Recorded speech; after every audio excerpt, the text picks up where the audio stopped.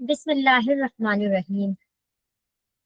اس کائنات میں جتنی بھی تعریفیں ہیں وہ تمام کی تمام اللہ رب العالمین کے لیے، جو ہمیں قرآن جیسی عظیم نعمت سے نوازتا اور ہمیں اس کو سمجھنے اور اس پر عمل کرنے کی توفیق عطا فرماتا ہے۔ ہم اللہ تعالیٰ کا دل سے شکریہ ادا کرتے ہیں کہ اس نے ہمیں آج پھر سے ایک اور محفل قرآن میں جمع ہونے کی توفیق دی۔ اللہ کے پیارے نبی صلی اللہ علیہ وسلم پر بے شمار درود و سلام ہو۔ اما بعد، السلام علیکم ورحمۃ اللہ وبرکاتہ۔ مطالعہ قرآن اکیڈمی کی جانب سے آپ سبھی کو دورہ قرآن کی 17ویں کلاس میں دل کی گہرائیوں سے خوش آمدید کہتے ہیں۔ آپ سب کا بہت شکریہ کہ آپ اپنے قیمتی وقت نکال کر قرآن کو سمجھنے کے لیے یہاں تشریف لاتے ہیں۔ آج کی اس محفل قرآن کا آغاز کرتے ہوئے ذرا ایک لمحہ سوچئے، یہ وہی کلام ہے جو اللہ رب العالمین نے انسان کی ہدایت کے لیے نازل فرمایا۔ یہ وہی کتاب ہے جو دلوں کو روشن کرتی ہے، زندگیوں کو بدل دیتی ہے اور انسان کو اس کے رب سے جوڑ دیتی ہے۔ اور کتنی خوش نصیبی کی بات ہے کہ اللہ نے ہمیں اپنے کلام کو سمجھنے کی محفل میں بٹھایا ہوا ہے۔ تو آئیے دل اور ذہن کو متوجہ کر لیتے ہیں اور نیت کرتے ہیں کہ آج جو بھی سیکھیں گے اسے اپنی زندگی میں اتارنے کی ہم پوری کوشش کریں گے انشاءاللہ۔ تو آج ہم سورہ مریم سے آغاز کرنے والے ہیں انشاءاللہ، اور آگے بڑھتے ہوئے ہم سورہ طٰہٰ تک جائیں گے، اور کہاں تک سفر ہوتا ہے یہ صرف اللہ کو معلوم ہے۔ سورہ مریم میں اللہ تعالیٰ اپنے پیارے انبیاء کے واقعات کے ذریعے ہمیں توکل، صبر اور اللہ پر پورا بھروسہ کرنا سکھاتے ہیں، اور سورہ طٰہٰ میں حضرت موسیٰ علیہ السلام کے واقعات کے ذریعے ہدایت اور دعوت دین کا عظیم پیغام دیا گیا ہے ہمیں اس سورہ میں۔ تو اب میں عزت کے ساتھ ہمارے اسپیکر بھائی مواحد کو دعوت دیتی ہوں کہ وہ تشریف لائیں اور آج کی آیات کو مطالعہ ہمارے سامنے پیش کریں اور ہم سب ان سے متوجہ ہوں۔ میں گزارش ہے کہ مائک سنبھالیں بھائی۔ السلام علیکم۔ وعلیکم السلام ورحمۃ اللہ وبرکاتہ۔ الحمد للہ رب العالمین والصلاة والسلام علی رسول الامین حسبنا اللہ ونعم الوکیل۔ رب اشرح لی صدری ویسر لی امری واحلل عقدۃ من لسانی یفقہوا قولی۔ دورہ قرآن کے سفر میں سورہ مریم آج ہماری انشاءاللہ سٹارٹ ہوگی، اور جو کہ قرآن میں 19 نمبر کی سورہ ہے اور اس میں 98 آیتیں ہیں۔ اس کا نام جو مریم رکھا گیا ہے اسی سورہ کی آیت نمبر 16 میں اسی سورہ کی آیت نمبر 16 میں مریم علیہ السلام کے قصے کا ذکر ہے، جس سے اس سورہ کا نام مریم رکھا گیا ہے۔ اور اس سورہ کے اترنے کے زمانے کی بات کروں تو سورہ کہف سے جو ہماری سورہ سٹارٹ ہوئی ہیں وہ مکی زندگی میں یعنی مکی دور میں تیسرا جو دور ہے 5 نبوی سے لے کے 10 نبوی تک کا، اس کے اندر یہ سورہ وہ نازل ہوئی ہے، اور یہ سورہ حبشہ کی ہجرت سے پہلے وہ نازل کی گئی ہے۔ ہوا یہ تھا کہ مسلمانوں پر ظلم و زیادتیوں کا آغاز ہو چکا تھا، اور جو کمزور مسلمان تھے ان پر جو تشدد تھا وہ کیا جا رہا تھا، اور جو اچھے خاندان سے مسلمان تھے جو کھاتے پیتے گھر سے تھے تو ان کو کہ ان پر وہ تشدد تو نہیں سٹارٹ ہوا تھا، لیکن ان کا معاشی بائیکاٹ، سوشل بائیکاٹ ان کا کیا گیا، اور لان تان سے ان کا مقابلہ وہ کیا جا رہا تھا۔ اسی لیے مسلمانوں نے سب سے پہلے وہ حبشہ کی طرف ہجرت کی۔ ہمیں صرف ایک ہی ہجرت کا پتہ ہے کہ مدینہ کی طرف مسلمانوں نے ہجرت کری، لیکن ایسا نہیں ہے کہ مدینہ سے پہلے وہ 6 نبوی کے آس پاس حبشہ کی طرف مسلمانوں نے ہجرت کری۔ حبشہ کا ایک بادشاہ تھا جو کہ عیسائی تھا، اور وہ بڑا رحم دل تھا، تو اس لیے اللہ کے رسول صلی اللہ علیہ وسلم نے مسلمانوں کو یہ کہا کہ آپ حبشہ کی طرف چلے جائیے جن مسلمانوں پر ظلم و زیادتیاں ہو رہی تھیں۔ روایتوں میں آتا ہے کہ پہلے کچھ مسلمان گئے، اور ایسے ہی حبشہ میں کم سے کم 80 کے سم تھنگ مسلمان وہاں پر جمع ہو گئے، جن میں سے 13 یا 14 عورتیں بھی موجود تھیں حبشہ میں۔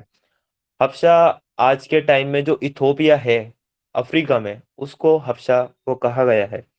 और जब मुसलमान वहां गए थे तो पीछे से अ, मक्का के कुरैश ने अपने दो सरदार जो कि बड़े आ, कि फॉरेन पॉलिसी उनसे आती थी और बड़े वो मतलब कि बोलने में माहिर थे, एक थे उनमें से अमर बिल आस, और एक और दूसरे शख्स थे। वो उनके पीछे पीछे हबशा गए और हबशा के बादशाह के लिए, यानी जो नजाशी था हबशा का बादशाह, उसके लिए बड़े तोहफे वो ताइफ उन्होंने दिए और कहा कि हमारे कौम के कुछ लड़के, वो कुछ जो शख्स हैं वो आपकी तरफ आ गए हैं, वो अपने बाप दादा के दीन से फिर गए हैं और आपके मुल्क में वो आ गए हैं, तो कृपया आप उन्हें हमारे साथ वापस वो भेज दें। तो नजाशी से ने कहा कि मैं ऐसे नहीं भेजूंगा। फिर वो तहकीक करने के लिए उनको बुलाता है। तो फिर वहाँ जो इमाम जाफर थे, जो कि हजरत अली के भाई थे, इमाम जाफर हजरत अली के भाई हैं सगे, उन्होंने फिर उनके सामने सूरह मरियम फिर तिलावत की, क्योंकि नजाशी वो ईसाई था। और सूरह मरियम में पूरा ही जो हमें हमें जिक्र मिलता है मरियम अलैहिस्सलाम का, ईसा अलैहिस्सलाम की हकीकत बताई गई है, वो जकरिया अलैहिस्सलाम का, वो याहिया अलैहिस्सलाम का, और फिर बाद में इब्राहिम अलैहिस्सलाम का, और मुख्तलिफ जो नबी हैं उनका भी जिक्र हमें सूरह मरियम में मिलता है। तो इमाम जाफर ने सूरह मरियम उस दरबार में जब सुनाई है तो नजाशी की आंखों से आंसू तारी हो गए, क्योंकि उसमें ईसा अलैहिस्सलाम की असल हकीकत बताई थी कि वो अल्लाह के बेटे नहीं है बल्कि अल्लाह ताला के बंदे हैं। फिर नजाशी ने सूरह मरियम सुनकर एक तिनका उठाया घास का और कहा कि जो ईसा अलैहिस्सलाम की हैसियत इसमें बताई गई है, ईसा अलैहिस्सलाम की इससे इस तिनके से भी ज्यादा और हैसियत नहीं है। यानी लोगों ने खुद ही बना लिया, और वो नजाशी जो बादशाह था वो ईमान लेकर आ गया था बाद में। और जब उसका इंतकाल हुआ तो अल्लाह के रसूल सल्लल्लाहु अलैहि वसल्लम को पता चला था। तो अल्लाह के रसूल सल्लल्लाहु अलैहि वसल्लम ने सहाबा इकराम के साथ वो गायबाना उसकी नमाज जनाजा पढ़ी थी मदीने में से ही। यानी नजाशी के इंतकाल पे उनकी उसकी जो नमाज की जनाजा थी वो गायबाना तौर पर पढ़ी गई थी। इस सूरा में अगर इसके मौजू और मजमून की अगर मैं बात करूं तो आयत नंबर 1 से लेकर 40 तक जो हमारे सामने जिक्र आएगा वो याहिया अलैहिस्सलाम और ईसा अलैहिस्सलाम का किस्से का जिक्र आएगा। यानी ये दोनों वो ईसा अलैहिस्सलाम और याहिया अलैहिस्सलाम, ठीक है। वो याहिया अलैहिस्सलाम कौन है? जकरिया अलैहिस्सलाम के बेटे हैं। और ईसा अलैहिस्सलाम कौन है? मरियम अलैहिस्सलाम के बेटे हैं। और मरियम अलैहिस्सलाम का कोई शौहर नहीं था, अल्लाह ताला ने मौजूदाती तौर पे ईसा अलैहिस्सलाम को पैदा किया था। और मरियम अलैहिस्सलाम की माँ जो थी उन्होंने नजर मान ली थी कि जब वो प्रेग्नेंट थी कि अगर मेरे यहाँ मतलब कि लड़का हुआ तो मैं इसे अल्लाह ताला की राह में इसको वक्फ करती हूँ। तो हो जाती है वहाँ पे मरियम अलैहिस्सलाम, और फिर वो कहती हैं अल्लाह ताला तूने तो मुझे वो लड़की दे दी। तो अल्लाह ताला का जवाब आता है कि हमें ज्यादा पता है कि वो लड़की है या लड़का है, हम जानते हैं। तो वो फिर मरियम अलैहिस्सलाम को भी अल्लाह ताला की राह में वो वक्फ कर देती हैं, और उनकी किफ़ालत के लिए जो हैकल में यानी फ़िलिस्तीन में वो कुर्रा मतलब कि डाला जाता है कि वो किसकी किफ़ालत में मरियम अलैहिस्सलाम जाएंगी। तो जकरिया अलैहिस्सलाम का नाम निकलता है, जो कि जकरिया अलैहिस्सलाम बनी इसराइल की तरफ एक नबी थे, और वो बूढ़े हो चुके थे, उनके कोई औलाद नहीं थी। मरियम अलैहिस्सलाम मेहराब में रहती थी, इबादत गुजार थी, और उनके लिए अल्लाह ताला जन्नती फल उनके मेहराब में भेजा करता था। ये जब जकरिया अलैहिस्सलाम ने देखा कि मरियम अलैहिस्सलाम के लिए जन्नती फल वगैरह आते हैं, तो पूछा कि ये कहाँ से आते हैं? तो मरियम अलैहिस्सलाम ने कहा ये मेरे रब की तरफ से आते हैं। तो ये देखकर वो जकरिया अलैहिस्सलाम जो कि बूढ़े हो चुके थे और उनकी बीवी बांझ थी, उन्होंने फिर अपने रब से उसी मेहराब में खड़े होकर दुआ की, अल्लाह ताला तू मुझे भी औलाद से नवाज। तो फिर अल्लाह ताला ने उन्हें याहिया अलैहिस्सलाम की बशारत दी और कहा कि तुम्हारे यहाँ एक बेटा होगा और उसका नाम तुम्हें वो याहिया रखना है। और साथ में ये भी बता दिया इससे पहले बनी आदम में से किसी का नाम भी ये हमने नहीं रखा। और फिर मरियम अलैहिस्सलाम के पास फरिश्ता आता है और उनके पास भी उनको भी वो ईसा अलैहिस्सलाम की बशारत मिलती है कि वो बनी इसराइल की तरफ वो नबी बनाए जाएंगे। और याहिया अलैहिस्सलाम भी नबी थे जिन्होंने ईसा अलैहिस्सलाम का साथ दिया था, यानी एक ही वक्त में दोनों नबी थे। तो ये किस्सा हमारे हमारे सामने आएगा आयत नंबर 1 से लेके 40 तक। और आयत नंबर वो 41 से लेके की आयत नंबर 41 से लेके 50 तक सूर्य मरियम में हम देखेंगे हजरत इब्राहिम अलैहिस्सलाम का किस्सा वो सुनाया गया।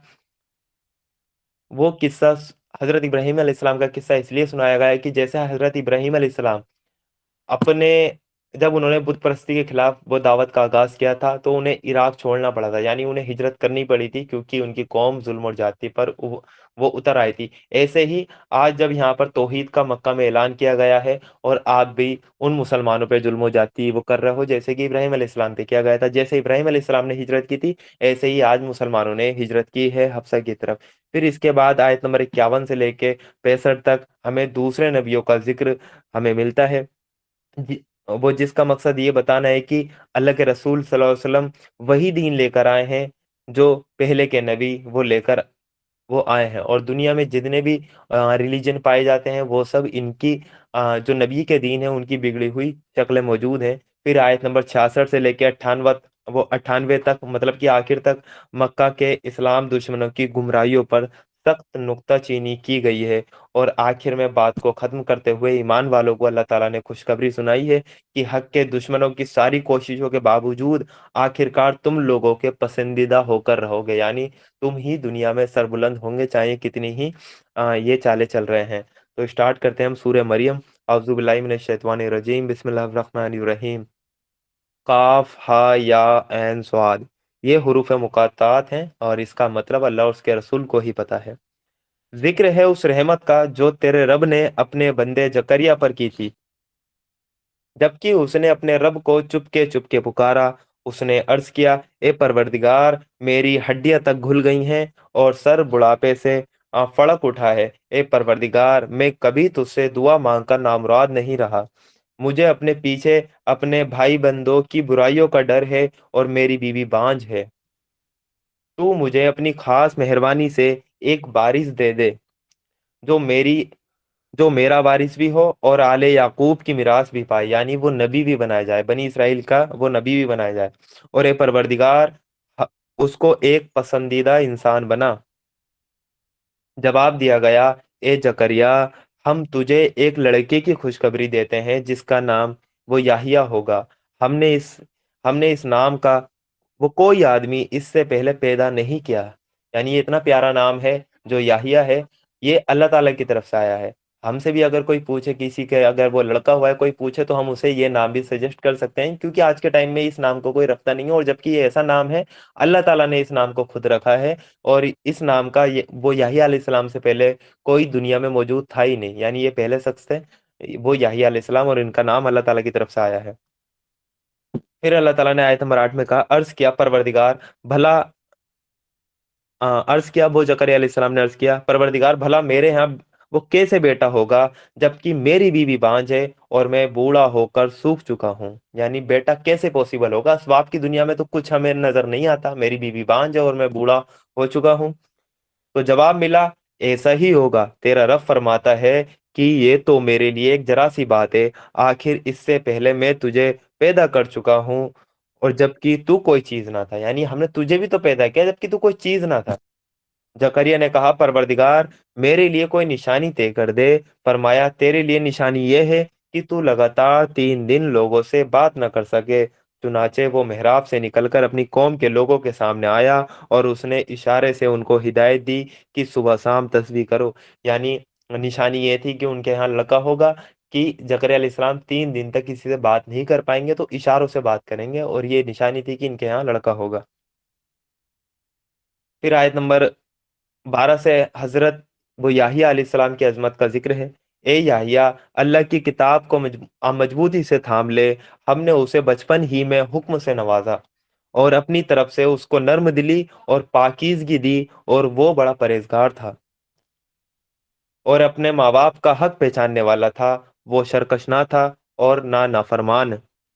سلام اس پر جس دن کی وہ پیدا ہوا اور جس دن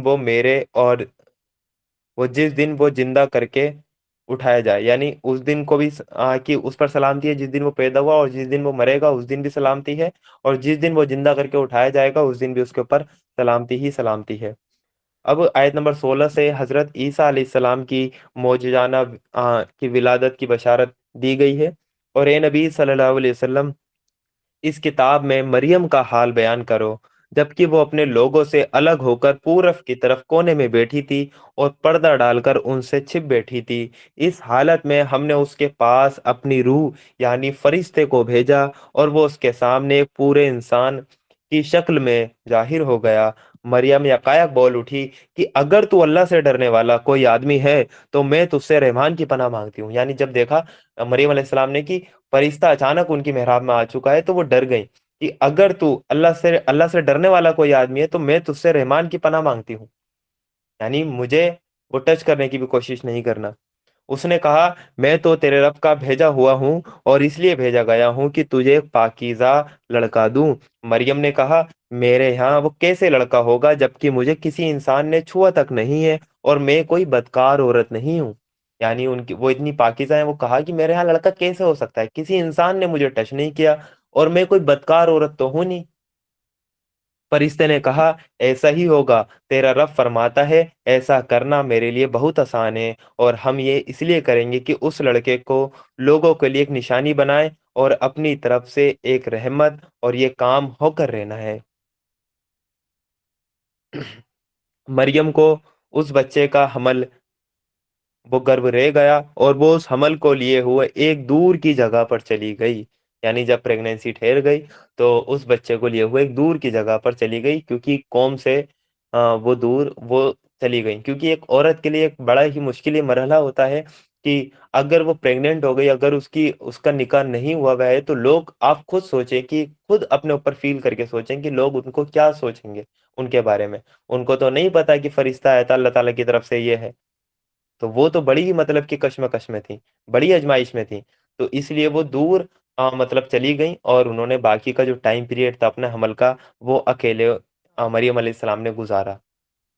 और फिर वो अपनी कौम में जब बच्चा लेकर आती हैं तो आप खुद सोचें कि उनकी कौम उन पे क्या क्या इल्जामात लगाए होंगे उन्होंने। और बनी इसराइल ने भी वही किया। ईसा अलैहिस्सलाम को कि नाउजुबिल्लाह, अल्लाह की पनाह, वलदु जिना कहा, ये जिना की पैदाइश है, ये भी कहा। फिर आयत नंबर 23 में अल्लाह ताला ने कहा, फिर वो जज्जगी यानी प्रसव की तकलीफ ने उसे खजूर के पेड़ के नीचे पहुंचा दिया। वो कहने लगी, वो काश मैं इससे पहले ही मर जाती और मेरा वो नामो निशान ना रहता। यानी जब डिलीवरी होने वाली थी तो उनके दिमाग में ये ख्याल था कि ये क्या होगा, मैं अपने कौम के पास जाऊंगी। तो उन्होंने ये मतलब कि वो कहा कि काश मैं इससे पहले मर जाती और वो नामो निशान ही ना, मतलब कि वो ना रहता। फरिश्ते ने पायती से उसको पुकार कर कहा, गम न कर, तेरे रब ने तेरे नीचे वो चश्मा जारी कर दिया और तू जरा इस पेड़ के तने को हिला, तेरे ऊपर तरोताजा खजूरें टपक पड़ेंगी। तो तू खा और पी और अपनी आंखें ठंडी कर। फिर अगर कोई आदमी तुझे नजर आए तो उससे कह दे कि मैंने रहमान के लिए रोजे की नजर मानी है, इसलिए आज मैं किसी से ना बोलूंगी। यानी कोई तुमसे पूछे इस बच्चे के बारे में तो तुम्हें सिर्फ ये कह देना है, कोई भी आदमी या कोई भी कौम का शख्स आए तुम्हारे पास तो यही कह देना है कि मैंने रहमान के लिए, अल्लाह के लिए वो नजर मानी है और मैं किसी से बात नहीं करूंगी। यानी मुंह से नहीं कहना, इशारों से इस बात को आपको जाहिर कर देना है। ठीक है, अगर मुंह से कहेंगे तो वो नजर तो वैसे ही टूट जाएगी। तो नजर ये मानी गई है कि मैं आज नहीं बोलूंगी, वो इशारा कहना, यानी आपको बात नहीं करनी, आपको कोई जवाब नहीं देना। आपको ये डर है आपकी कौम आपके, आप उनके पास जाकर क्या कहेंगे, तो ये काम आप अल्लाह ताला के ऊपर छोड़ दें। अल्लाह ताला का ये काम है, अल्लाह ताला उन तक ये पैगाम पहुंचा देगा। फिर वो उस बच्चे को लिए हुए अपनी कौम में आई और लोग कहने लगे, ए मरियम, ये तो तूने बड़ा पाप कर डाला। यानी जब बच्चे को देखा मरियम अलैहिस्सलाम की गोद में तो लोगों ने कहा, ए मरियम, ये तो तूने बड़ा पाप कर डाला, ये तो बड़ा तूने गुनाह का काम कर डाला, ये बच्चा कैसे आपकी गोद में है। ए हारून की बहन, ना तेरा बाप कोई बुरा आदमी था। आयत नंबर 28। ए हारून की बहन, ना तेरा बाप कोई बुरा आदमी था और ना तेरी माँ ही कोई बदकार औरत थी। यानी तेरा फैमिली खानदान, तेरा फैमिली बैकग्राउंड तो बड़ा पाकीज़ा है, लेकिन तूने ये काम कैसे कर दिया। मरियम ने बच्चे की तरफ इशारा कर दिया, जैसा उन्हें हुक्म दिया गया था बच्चे की तरफ इशारा कर दिया। लोगों ने कहा, हम इससे क्या बात करें, जो पालने में पड़ा हुआ है, एक बच्चा है। यानी आप बच्चे की तरफ इशारा कर रहे हैं, हम इस बच्चे से क्या बात करेंगे, ये बच्चा क्या बताएगा, न्यू बोर्न बेबी आपको क्या बातें कर लेगा। ठीक है, वो इशारे भी नहीं समझेगा आपके। बच्चा बोल उठा, मैं अल्लाह का बंदा हूँ, उसने मुझे किताब दी और नबी बनाया। यानी ईसा अलैहिस्सलाम आ के पालने में ही वो बोल पड़े।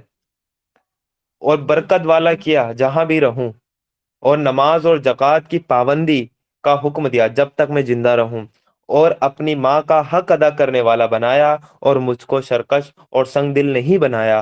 سلام ہے مجھ پر جبکہ میں پیدا ہوا، اور جبکہ میں مروں، اور جبکہ میں زندہ کر کے اٹھایا جاؤں۔ یہ ہے مریم کا بیٹا عیسیٰ، اور یہ ہے اس کے بارے میں وہ سچی بات جس میں لوگ شک کر رہے ہیں۔ یعنی شک کس بات میں کر رہے ہیں؟ کہ ایک تو انہیں ولد الزنا کہہ رہے ہیں بنی اسرائیل، دوسری بات یہ کہ عیسائیوں نے محبت میں اتنے آگے بڑھے کہ انہیں اللہ تعالیٰ کا بیٹا ہی قرار دے دیا۔ تو اللہ تعالیٰ نے کہا یہ ہے سچ بات جو ہم تمہیں بتا رہے ہیں۔ پھر آیت نمبر 35 میں کہا اللہ کا یہ کام نہیں ہے کہ وہ کسی کو بیٹا بنائے، وہ پاک ذات ہے، وہ جب کسی بات کا فیصلہ کرتا ہے تو کہتا ہے کہ ہو جا، بس وہ ہو جاتی ہے۔ اور عیسیٰ نے کہا تھا کہ اللہ میرا رب بھی ہے اور تمہارا رب بھی، تو تم اس کی بندگی کرو، یہی سیدھی راہ ہے۔ اب حضرت عیسیٰ علیہ السلام کے بارے میں جو اختلاف جو کرنے والے ہیں ان کا کیا انجام ہے؟ آیت نمبر 37 آئے گا، مگر پھر الگ الگ گروہ آپس میں اختلاف کرنے لگے، سو جن لوگوں نے کفر کیا ان کے لیے وہ وقت بڑی تباہی کا ہوگا، جبکہ وہ ایک بڑا دن دیکھیں گے۔ وہ وہ جب وہ ہمارے سامنے حاضر ہوں گے اس دن تو ان کے کان بھی خوب سن رہے ہوں گے اور ان کی آنکھیں بھی خوب دیکھتی ہوں گی، مگر آج یہ ظالم کھلی گمراہی میں پڑے ہوئے ہیں۔ اے نبی صلی اللہ علیہ وسلم، اس حالت میں جبکہ یہ لوگ وہ غافل ہیں اور ایمان نہیں لا رہے ہیں، انہیں اس دن سے ڈرا دو جبکہ فیصلہ کر دیا جائے گا اور پچھتاووں کے سوا کوئی چارہ نہ ہوگا۔ آخرکار ہم ہی زمین اور اس کی ساری چیزوں کے وارث ہوں گے اور سب ہماری ہی طرف پلٹائے جائیں گے۔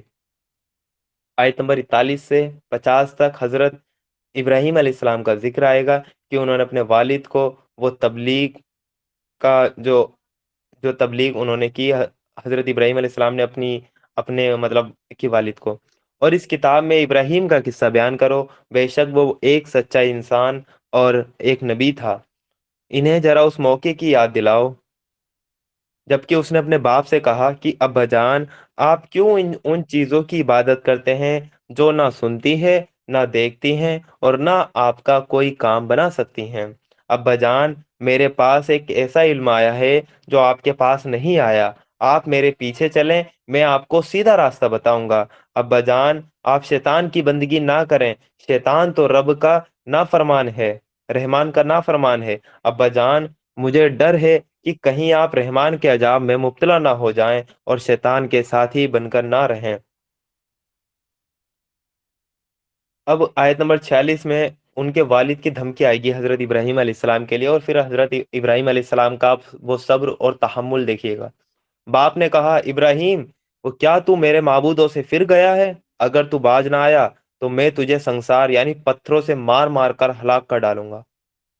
والد نے کہا اپنے بیٹے سے بس تو ہمیشہ کے لیے مجھ سے الگ ہو جا، یعنی دور چلا جا مجھ سے ہمیشہ کے لیے۔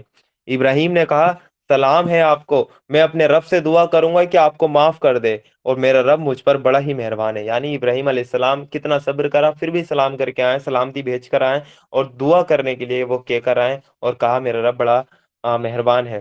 میں آپ لوگوں کو بھی چھوڑتا ہوں اور ان ہستیوں کو بھی جنہیں آپ لوگ اللہ کو چھوڑ کر پکارتے ہیں، میں تو اپنے رب ہی کو پکاروں گا، امید ہے کہ میں اپنے رب کو پکار کر نامراد نہیں رہوں گا۔ یعنی پھر ابراہیم علیہ السلام عراق سے ہجرت کر گئے، ان کے ساتھ ان کی بیوی تھی سارہ علیہ السلام، اور ایک بھتیجے تھے جو ان پر ایمان لے آئے تھے، لوط علیہ السلام، اور بعد میں اللہ تعالیٰ نے لوط علیہ السلام کو بھی نبی بنا دیا تھا۔ پھر جب وہ ان لوگوں سے اور اللہ کے علاوہ ان کے معبودوں سے الگ ہو گیا تو ہم نے اس کو اسحاق اور یعقوب جیسی اولاد دی اور ہر ایک کو نبی بنایا اور ان کو اپنی رحمت سے نوازا اور ان کو سچی نامداری دی۔ اب حضرت آیت نمبر 51 سے حضرت موسیٰ علیہ السلام اور ہارون علیہ السلام پر اللہ تعالیٰ کی عنایت جو ہیں اس کا ذکر ہے، اور ذکر کرو اس کتاب میں موسیٰ کا، وہ ایک چنا ہوا انسان تھا اور رسول نبی تھا، ہم نے اس کو طور کی داہنی طرف سے پکارا۔ طور ہے یہ کوہ طور جو ہے یہ ایک پہاڑ ہے، یعنی کہ جہاں موسیٰ علیہ السلام کو پیغمبری دی گئی تھی، وہاں موسیٰ علیہ السلام کی وہاں سے جا رہے تھے دوسری لوکیشن کی طرف، تو انہیں راستے میں ہی اللہ تعالیٰ نے انہیں پیغمبری عطا کری، وہ اپنے گھر والوں کے لیے کچھ لینے کے لیے گئے تھے، لیکن انہیں ایک آگ دیکھی، آگ کے پاس گئے تو وہاں وہ پھر ڈائریکٹ اللہ تعالیٰ سے ہم کلام ہوئے تھے. تو وہ ہوا تھا کوہ طور پہ. ہم نے اس کو طور کی داہنی طرف سے پکارا اور راز کی باتوں سے اسے اپنے قریب کیا، اور اپنی مہربانی سے اس کے بھائی ہارون کو نبی بنا کر اسے مددگار کے طور پر دیا. اور اس کتاب میں اسماعیل کا ذکر کرو، وہ وعدے کا سچا اور رسول نبی تھا. اسماعیل علیہ السلام کون ہے؟ ابراہیم علیہ السلام کے پہلے بیٹے، جنہیں مکہ میں چھوڑ کر آ گئے تھے امی حاضرہ کے ساتھ، دوسری بیوی کے ساتھ اپنی. تو ان کے بارے میں اللہ تعالیٰ نے کہا اس کتاب میں اسماعیل کا ذکر کرو، وہ وعدے کا سچا تھا اور رسول نبی تھا. وہ اپنے گھر والوں کو نماز اور زکوٰۃ کا حکم دیتا تھا اور اپنے رب کے نزدیک ایک پسندیدہ انسان تھا. پھر ادریس علیہ السلام کا ذکر آئے گا، اور اس کتاب میں ادریس کا ذکر کرو، وہ ایک سچا انسان اور ایک نبی تھا، اور اسے ہم نے بلند مقام پر اٹھایا تھا. ادریس علیہ السلام کون تھے؟ یہ آدم علیہ السلام کی اولاد میں سے جو نبی بنائے گئے، وہ سیس علیہ السلام بنائے گئے، اور پھر ان کے بعد جو نبی ہوئے وہ ادریس علیہ السلام ہوئے. ادریس علیہ السلام پہلے وہ نبی تھے جنہوں نے فرسٹ مرتبہ جہاد کیا، اور جو قلم کی جو انوینشن ہوئی ہے، جو قلم جس کے ذریعے ہم لکھتے ہیں، وہ ادریس علیہ السلام کے ہی ٹائم میں ہوئی ہے. یعنی ادریس علیہ السلام کے ٹائم میں ہی وہ قلم کی انوینشن ہوئی تھی، اور اسے ہم نے بلند مقام پر اٹھایا تھا. یعنی ادریس علیہ السلام کو بھی زندہ ہی اللہ تعالیٰ نے آسمانوں پر اٹھا لیا تھا، جیسا کہ عیسیٰ علیہ السلام کو اٹھا رکھا ہے. یہ وہ پیغمبر ہیں جن پر اللہ نے انعام فرمایا آدم کی اولاد میں سے اور ان لوگوں کی نسل سے وہ جنہیں ہم نے نوح کے ساتھ ناؤ پر سوار کیا تھا، اور ابراہیم کی نسل سے اور اسرائیل کی نسل سے. اسرائیل کون ہے؟ یہ یعقوب علیہ السلام کا لقب تھا اسرائیل، جن سے پڑھا بنی اسرائیل. ان کے 12 بیٹے تھے جس میں سے ایک یوسف علیہ السلام تھے. اسرائیل کی نسل سے، اور یہ ان لوگوں میں سے تھے جن کو ہم نے سیدھا راستہ دکھایا اور جنہیں چن لیا. ان کا حال یہ تھا کہ جب رحمان کی آیتیں ان کو سنائی جاتی تو روتے ہوئے سجدے میں گر جاتے تھے. پھر ان کے بعد وہ برے لوگ ان کے جانشین اور ہوئے جنہوں نے نماز کو ضائع کیا، یعنی برباد کیا، اور من کی خواہشوں کے پیچھے چلے، تو قریب ہے کہ وہ گمراہی کے انجام سے دوچار ہوں. البتہ جو توبہ کر لیں اور ایمان لے آئیں، اچھے کام کریں، وہ جنت میں داخل ہوں گے، اور ان کا رتی بھر بھی حق نہ مارا جائے گا. ان کے لیے ہمیشہ رہنے والی جنتیں ہیں جن کا رحمان نے اپنے بندوں سے اندر پردہ وعدہ کر رکھا ہے، اور یقیناً یہ وعدہ پورا ہو کر رہنا ہے. وہاں وہ کوئی بیہودہ بات نہ سنیں گے، جو کچھ بھی وہ سنیں گے ٹھیک ہی سنیں گے، اور ان کی روزی انہیں برابر صبح شام ملتی رہے گی. یہ ہے وہ جنت جس کا وارث ہم اپنے بندوں میں سے ان اس کو بنائیں گے جو پرہیزگار رہا ہے. یعنی جنت میں وہ جائے گا جو پرہیزگار رہا ہے دنیا میں. پھر آیت نمبر 64 سے اللہ کے رسول صلی اللہ علیہ وسلم کی قرآن کریم سے محبت کا یہاں پر ذکر آئے گا. یعنی قرآن کریم سے کتنی محبت تھی. اے نبی صلی اللہ علیہ وسلم، ہم تمہارے رب کے حکم کے بنا نہیں اترا کرتے. جو کچھ ہمارے آگے ہے اور جو کچھ پیچھے ہے اور جو کچھ اس کے بیچ ہے، ہر چیز کا مالک وہی ہے، اور تمہارا رب بھولنے والا نہیں ہے. وہ رب ہے آسمانوں کا اور زمین کا، اور ان ساری چیزوں کا جو آسمان اور زمین کے بیچ میں ہے. تو تم اس کی بندگی کرو اور اسی کی بندگی پر جمے رہو. کیا ہے کوئی ہستی تمہاری جانکاری میں اس کے جیسی؟ کیا کوئی ہے اس کی جیسی ہستی تمہاری انفارمیشن میں؟ انسان کہتا ہے، کیا سچ میں جب میں مر چکوں گا تو پھر زندہ کر کے نکال لایا جاؤں گا؟ کیا انسان کو یاد نہیں آتا ہم پہلے اس کو پیدا کر چکے ہیں جبکہ وہ کچھ نہ تھا؟ یعنی انسان یہ کہتا مرنے کے بعد میں کیسے زندہ ہوں گا. اللہ تعالیٰ کہتے ہیں، وہ جواب دیتے ہیں، کیا انسان کو وہ یاد نہیں ہے کہ کہ, کہ جب اس کو پہلی مرتبہ اللہ تعالیٰ نے پیدا کیا جبکہ وہ کچھ بھی نہ تھا. سورہ دہر میں اللہ تعالیٰ کہیں گے، کیا انسان پہ ایک ایسا وقت وہ نہیں گزرا جب وہ کوئی قابل چیز ذکر بھی نہیں تھا. پھر اللہ تعالیٰ نے کہا آیت نمبر 68 میں، تیرے رب کی قسم، ہم ضرور ان سب کو اور ان کے ساتھ شیطانوں کو بھی گھیر لائیں گے، پھر جہنم کے آس پاس لا کر انہیں گھٹنوں کے بل گرا دیں گے. پھر ہر گروہ میں سے ہر اس آدمی کو چھانٹ لیں گے جو رحمان کے مقابلے میں زیادہ سرکش بنا ہوا تھا. پھر یہ ہم جانتے ہیں کہ ان میں سے کون سب سے بڑھ کر جہنم میں جھونکے جانے کا حقدار ہے۔ تم میں سے کوئی ایسا نہیں ہے جسے جہنم پر پہنچنا نہ ہو۔ یہ تو ایک طے شدہ بات ہے جسے پورا کرنا تیرے رب کے ذمہ ہے۔ یعنی ہر ایک شخص کو، آیت نمبر 71 میں اللہ تعالیٰ نے صاف بتا دیا، ہر ایک شخص کو جہنم پر سے گزرنا ہے۔ یعنی جو پل صراط ہے وہ جہنم کے اوپر ہے، ہر شخص کو گزرنا ہے۔ اللہ تعالیٰ نے کہا تم میں سے کوئی ایسا نہیں ہے جسے جہنم پر پہنچنا نہ ہو۔ اور پل صراط پہ کیا ہوگا؟ جو نیک ہوں گے وہ تو پار کر جائیں گے اور وہ بڑی اسپیڈ سے پار کریں گے اپنی نیکیوں کی وجہ سے، لیکن جو بد ہوں گے وہ اس پل پہ کٹیں گے اور ڈائریکٹ جہنم میں جا کر گریں گے، اور جو پل صراط پار کر دیں گے پھر ان کے سامنے جنت کی انٹری دکھے گی انہیں۔ پھر یہ تو ایک طے شدہ بات ہے جسے پورا کرنا تیرے رب کے ذمے ہے۔ پھر ہم ان لوگوں کو بچا لیں گے جو دنیا میں پرہیزگار تھے، آیت نمبر 72، اور ظالموں کو اسی میں گرا ہوا چھوڑ دیں گے۔ ان لوگوں کو جب ہماری کھلی کھلی آیتیں سنائی جاتی ہیں تو انکار کرنے والے ایمان وہ لانے والوں سے کہتے ہیں، بتاؤ ہم دونوں گروہ میں سے کون بہتر حالت میں ہے، کس کی مجلسیں زیادہ شاندار ہیں۔ حالانکہ اس سے پہلے ہم کتنی ہی ایسی قوموں کو ہلاک کر چکے ہیں جو ان سے زیادہ سار و سامان رکھتی تھیں اور ظاہری شان و شوکت میں ان سے بڑی ہوئی تھی۔ ان سے کہو، جو آدمی گمراہی میں پڑا ہوتا ہے اسے رحمان ڈھیل دیا کرتا ہے، یہاں تک کہ وہ جب ایسے لوگ وہ چیز دیکھ لیتے ہیں جس کا ان سے وعدہ کیا گیا ہے، چاہے وہ اللہ کا عذاب ہو یا قیامت کی گھڑی، تب انہیں معلوم ہو جاتا ہے کہ کس کا حال خراب ہے اور کس کا جتھا کمزور۔ اس کے برخلاف جو لوگ سیدھا راستہ اپناتے ہیں، اللہ ان کو سیدھا راستہ چلنے کے سلسلے میں ترقی دیتا ہے، اور باقی رہ جانے والی نیکیاں ہی تیرے رب کے نزدیک بدلے اور انجام کے اعتبار سے بہتر ہیں۔ اب ایک کوشچن ہے، کیا مال اور اولاد اللہ تعالیٰ کی رضا کی علامت ہے؟ اس کی وہ ذات تھی کہ کسی کے پاس مال زیادہ ہے، کسی کے پاس اولاد زیادہ ہے، تو مشرکین مکہ کہتے تھے بھائی ہمارے پاس مالدار ہیں، ہمارے پاس اولاد زیادہ، ہمارے پاس جتھے بڑے ہیں، یہ اس کا مطلب اللہ تعالیٰ ہم سے راضی ہے، تو اللہ تعالیٰ یہی بتائیں گے کیا اس کی یہ علامت ہے؟ پھر تو نے دیکھا اس آدمی کو جو ہماری آیتوں کو ماننے سے انکار کرتا ہے اور کہتا ہے کہ میں تو مال اور اولاد سے نوازا ہی جاتا رہوں گا، کیا اسے غیب کا پتہ چل گیا ہے یا اس نے رحمان سے کوئی وعدہ لے رکھا ہے؟ ہرگز نہیں، جو کچھ یہ بکتا ہے اسے ہم لکھ لیں گے اور اس کے لیے سزا میں اور زیادہ بڑھوتری کریں گے۔ جس سر و سامان اور لاؤ لشکر کا یہ ذکر کر رہا ہے وہ سب ہمارے پاس رہ جائے گا اور یہ اکیلا ہمارے سامنے حاضر ہوگا، یعنی سب کچھ یہیں رہ جائے گا اور تو اکیلا ہی آئے گا ہمارے پاس۔ ان لوگوں نے اللہ کو چھوڑ کر اپنے کچھ خدا بنا رکھے ہیں تاکہ وہ ان کے مددگار ہوں، کوئی مددگار نہ ہوگا، وہ سب ان کی عبادت کا انکار کریں گے اور الٹے ان کے مخالف بن جائیں گے۔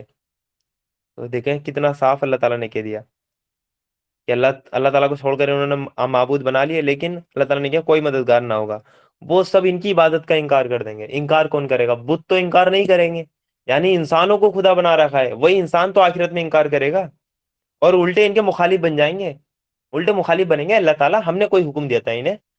ہم تو انہیں تیرا راستہ بتانے کے لیے آئے تھے، ہم تو انہیں وہ تجھ سے جوڑنے کے لیے آئے تھے، انہوں نے بعد میں ہمیں ہی خدا بنا لیا، ہم سے ہی دعائیں مانگنے لگے، ہماری جارتیں بنا لی، ہمیں ہی ہند کا مطلب کہ بادشاہ انہوں نے مطلب ٹھہرا لیا، ہمیں ہی انہوں نے کہہ دیا کہ یہ فلاں پیر ہیں، یہ فلاں پیر ہیں، یہ ہندوستان کا نظام چلاتے ہیں مطلب اجمیر میں بیٹھ کے۔ اے اللہ تعالیٰ ہم نے کوئی سکھایا تھا انہیں؟ الٹے ہمارے خلاف یہ گواہی دیں گے۔ پھر روز قیامت کا حال اللہ تعالیٰ جو نقشہ ہے وہ کھینچیں گے ہمارے سامنے، آیت نمبر 83 سے، کیا تم دیکھتے نہیں ہو کہ ہم نے حق کے ان انکاریوں پر شیطان کو چھوڑ رکھا ہے جو انہیں خوب خوب حق کی مخالفت پر اکسا رہے ہیں؟ اچھا تو اب ان پر عذاب کے آنے کے لیے بے چین نہ ہو، ہم ان کے دن گن رہے ہیں۔ وہ دن آنے والا ہے جب پرہیزگار لوگوں کو ہم مہمانوں کی طرح رحمان کے سامنے پیش کریں گے اور مجرموں کو پیاسے جانوروں کی طرح جہنم کی طرف ہانک لے جائیں گے۔ اس وقت لوگ کوئی سفارش لانے کی قدرت نہ رکھیں گے سوائے اس کے جس نے رحمان کے یہاں سے پروانہ حاصل کر لیا ہو۔ وہ کہتے ہیں کہ رحمان نے کسی کو بیٹا بنایا ہے، بڑی بےہودہ بات ہے جو تم لوگ وہ گڑ لائے ہو۔ وہ قریب ہے کہ آسمان پھٹ پڑے، زمین پھٹ جائے اور پہاڑ گر جائیں، اس بات پر کہ لوگوں نے رحمان کے لیے اولاد ہونے کا دعویٰ کیا۔ रहमान की ये शान नहीं है कि वो किसी को बेटा बनाए। जमीन और आसमान के अंदर जो भी है सब उसके सामने बंदों की हैसियत से पेश होने वाले हैं, सबके सब बंदों की हैसियत से पेश होंगे। सबको वो अपने घेरे में लिए हुए है और उसने उनको उनको गिन रखा है। सब कयामत के दिन अकेले अकेले उसके सामने हाजिर होंगे। यकीनन जो लोग ईमान ले आए हैं और भले काम कर रहे हैं, बहुत जल्द रहमान उनके लिए दिलों में मोहब्बत पैदा कर देगा। यानी दुनिया में ईमान वालों के लिए लोगों के दिलों में अल्लाह ताला मोहब्बत पैदा कर देता है। आयत नंबर 97 बड़ी अहम है हमारे लिए। अल्लाह ताला ने कहा है कि जो तबलीग आपको करनी है वो इस कुरान के जरिए करनी है। तबलीग का जो फरीजा आपको अदा करना है इस कुरान हकीम के जरिए करना है। तो ए नबी सल्लल्लाहु अलैहि वसल्लम, इस कलाम को हमने आसान करके तुम्हारी जबान में इसलिए उतारा है कि तुम परहेजगारों को खुशखबरी दे दो और हर धर्म लोगों को डरा दो। इस कुरान के जरिए से जो ईमान लाए उन्हें खुशखबरी दो और जो इनकार करते हैं, जो हर धर्म है, उन्हें डरा दो। इनसे पहले हम कितनी ही कौमों को हलाक कर चुके हैं, फिर आज कहीं तुम उनका निशान पाते हो या उनकी भनक भी कहीं सुनाई देती है। यानी इनसे पहले कितनी कौमें हमने तबाह कर दी, क्या उनका नामो निशान तुम वो पाते हो? तो अल्लाह ताला ने कितनी क्लियर तरीके से हमें ये बताया है। सदकल्लाहुल अज़ीम। सूरह मरियम हमारी कंप्लीट हो चुकी है, तो नई सूरह का हम आगाज करते हैं जिसका नाम है सूरह ताहा। सूरह ताहा कुरान में 20वें नंबर की सूरह है और इसमें 135 आयतें हैं और ये भी मक्की सूरह है। और इसका उतरने का जो जमाना है वो सूरह मरियम के बाद का ही है और तरतीब में भी ये सूरह मरियम के बाद ही रखी गई है। इस सूरह के वक्त में हफ्शा की हिजरत के बाद ये सूरह उतरी है, यानी जब हफ्शा की हिजरत हो चुकी थी। और इस सूरत के मुतालिक एक बात भी है जो कि हजरत उमर से वो ताल्लुक रखती है कि हजरत उमर रज़ियल्लाहु अन्हु जब इस्लाम कबूल किया था उन्होंने, तो सूरह ताहा को पढ़कर ही उन्होंने इस्लाम कबूल किया था। हजरत उमर के बारे में ये है कि हजरत उमर मुशरिकीन मक्का में से थे और एक मतलब कि अपने आप में वो, वो काबिल एक शख्सियत थी मक्का की, हजरत उमर। अल्लाह के रसूल सल्लल्लाहु अलैहि वसल्लम ने दुआ की थी दो शख्स के लिए, एक का नाम था अबू जहल, दूसरे का नाम था हजरत उमर। अल्लाह के रसूल सल्लल्लाहु अलैहि वसल्लम ने अल्लाह ताला से दुआ की, ए अल्लाह, अबू जहल या उमर के जरिए इस्लाम को ताकत अता कर। यानी इन दोनों में से एक को इस्लाम की तौफीक दे दे जिसकी वजह से इस्लाम को ताकत मिले, यानी मक्का में इस्लाम को एक बड़ी पर्सनालिटी मिल जाए। तो अल्लाह ताला ने वो दुआ जो कबूल की वो हजरत उमर के हक में कबूल कर ली और अबू जहल कभी ईमान नहीं लाया, यहाँ तक कि वो जंग बद्र में हलाक हो गया। वाकया ये है कि हजरत उमर इस्लाम के मुखालिफिन थे स्टार्टिंग में, और काफ़ी मुखालिफिन थे, बड़े मुखालिफिन में उनका जिक्र था। और लेकिन वो ये देखते थे कि मक्का में वो अल्लाह के रसूल सल्लल्लाहु अलैहि वसल्लम से परेशान हो गए थे। यानी हर कबीले में से कोई ना कोई इस्लाम लेकर आ गया था, हर खानदान में से कोई ना कोई ईमान लेकर आ गया था, हर घर में से कोई ना कोई ईमान वाला बन चुका था। जिसकी वजह से क्या हुआ था, हर घर में झगड़े शुरू हो गए थे। भाई किसी की औलाद, कोई अपनी औलाद को डांट रहा है, कोई अपने वालिद को ही बुरा भला कह रहा है, ठीक है, किसी की बहन ईमान ले आई। तो वो इन सब से परेशान थे और वो ये कहते थे कि मोहम्मद के आने से ये मक्का में फसाद बर्पा हो गया और ये इन्होंने मोहम्मद ने ये फसाद बर्पा किया। ये हजरत उमर खुद कहते थे, वो खुद कहते थे। और फिर हुआ ये कि जब वो ज्यादा ही परेशान हो गए मक्का में, जब ये हालात देखें कि यार इतना अमन और सुकून के साथ हम रह रहे थे, अब क्या हुआ, हर घर में फसाद है, हर घर में लड़ाइयाँ हैं, ये देखकर वो फिर अपनी गुस्से में अपनी तलवार यानी नंगी तलवार उन्होंने निकाली अपनी म्यान में से और वो ये कहते हुए चल दिए, आज या मक्का में मोहम्मद रहेगा या उमर रहेगा। और हजरत उमर वहां से फिर अपनी तलवार लिए हुए चल दिए। रास्ते में एक सहाबी थे जो ईमान लेकर आ गए थे, लेकिन उन्होंने अपने ईमान को छुपा रखा था, लोगों को नहीं बताया था कि वो ईमान वाले हो गए। उन्होंने जब ये हाल देखा कि उमर अल्लाह के रसूल सल्लल्लाहु अलैहि वसल्लम का वो कत्ल करने के लिए वो निकल चुके हैं, और हजरत उमर की जो पर्सनालिटी थी पूरे मक्का में उनसे कोई की चूं भी नहीं कर सकता था हजरत उमर को, जितना उनके अंदर ताकत थी, जितना उनके अंदर जलाल था। तो फिर उन सहाबी ने बड़ी हिकमत के साथ हजरत उमर का जो रास्ता है वो डाइवर्ट करा, बड़ी हिकमत के साथ। उन्होंने कि जब देखा अल्लाह के रसूल सल्लल्लाहु अलैहि वसल्लम को ये कत्ल करने जा रहे हैं, और तो फिर उन्होंने कहा कि उमर कहाँ चले, तो हजरत उमर ने उन्हें बता दिया कि या तो आज मोहम्मद रहेंगे या मैं रहूंगा, दोनों में से एक रहेंगे। मक्का में फसाद बर्पा कर दिया इन्होंने, ये जब से आए हैं और जब से ये वो दावत का आगाज किया है इन्होंने। तो फिर उन सहाबी ने सुना और कहा कि उमर पहले अपने घर की तो खबर ले लो, अपने घर की खबर ले लो कि तुम्हारी बहन फातिमा और तुम्हारा बहनोई सईद ईमान लेकर आ गए। ये सुनकर हजरत उमर का गुस्सा और बढ़ गया। तो फिर वो मोहम्मद सल्लल्लाहु अलैहि वसल्लम की तरफ तो नहीं गए, लेकिन अपनी बहन फातिमा बिनते खत्ताब रज़ियल्लाहु वो अनहु के घर गए। वहां उनके बहनोई थे सईद बिन जैद रज़ियल्लाहु अन्हु, वो बैठे हुए थे। और हजरत वो खब्बाब बिन अरद से कुरान के सहीफों से वो तालीम हासिल कर रहे थे, यानी कुरान की तालीम वो हासिल कर रहे थे। जिस वक्त हजरत उमर ने उनके उनके घर का दरवाजा खटखटाया और ये देखकर बहन ने पूछा कि कौन, तो हजरत उमर ने कहा कि उमर आया है। तो दरवाजा खोला गया और खब्बाब बिन अरद को घर में कहीं छुपा दिया गया, क्योंकि उन्हें पता था। और वो जैसे ही सीधे अंदर एंटर होते हैं और कहते हैं कि मैंने सुना है कि आप ईमान लेकर आ गई हैं। और अपने बहनोई की तरफ भी उन्होंने देखा और फिर उन्होंने हाँ कहा। और फिर अपनी बहन को मारना उन्होंने स्टार्ट कर दिया। इतना मारा हजरत उमर ने अपनी बहन को कि उनके खून निकल पड़ा सर से। जब उनके सर से खून बहने लगा तो उनकी बहन ने साफ कह दिया कि उमर तू हमें चाहे मार भी दे, लेकिन हम उस दीन से नहीं फिरेंगे, हम उस ईमान को नहीं छोड़ेंगे जिस पर हम ईमान लेकर आए हैं।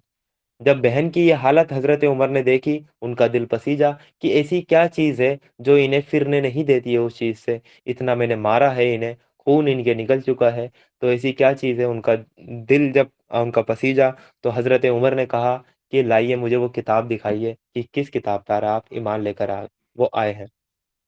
तो बहन ने साफ कहा कि उमर उसे नापाक लोग नहीं छुआ करते, नापाक लोग नहीं छुआ करते। तो हजरत उमर ने जाकर गुस्ल किया और गुस्ल करके आए तो गुस्सा थोड़ा गुस्ल करने से और थोड़ा ठंडा हुआ और थोड़ा वो सॉफ्ट हुए। और जो वो सहीफ है हजरत खब्बाब बिन अरत, वो उनको तालीम दे रहे थे, तो वो भी फिर बाहर आ जाते हैं और वो फिर वो सहीफे हजरत उमर के हाथ में रखते हैं।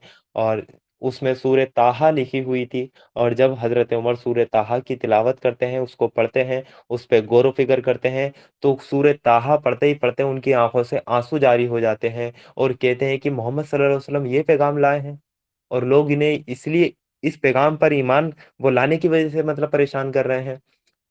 तो फिर उनके मतलब आंसुओं से वो आंखों से आंसू मतलब कि जारी रहते हैं और वो कहते हैं कि मुझे मोहम्मद सल्लल्लाहु अलैहि वसल्लम के पास लेकर चलिए।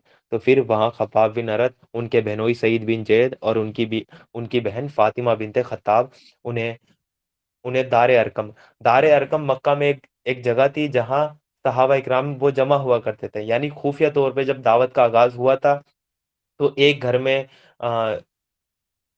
जो कि अरकम अलैहिस्सलाम का घर था, यानी उनके घर में लोग बैठा करते थे, वही नमाज पढ़ा करते थे, क्योंकि ओपनली नमाज पढ़ने की भी इजाजत नहीं थी। तो दार अरकम की तरफ हजरत उमर गए और आगे से वो दार अरकम में बताया कि उमर रज़ियल्लाहु अन्हु आ रहे हैं और उनके हाथ में तलवार भी है।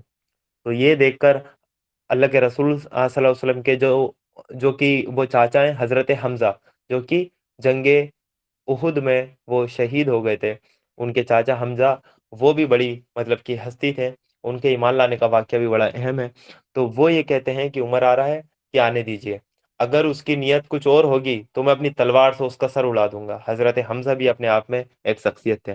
तो हजरत उमर आते हैं और अल्लाह के रसूल सल्लल्लाहु अलैहि वसल्लम के हाथ पर ईमान वो लेकर आ जाते हैं और अल्लाह के रसूल सल्लल्लाहु अलैहि वसल्लम से पूछते हैं क्या आप सच्चे रसूल नहीं हैं? वो कहते हैं हाँ।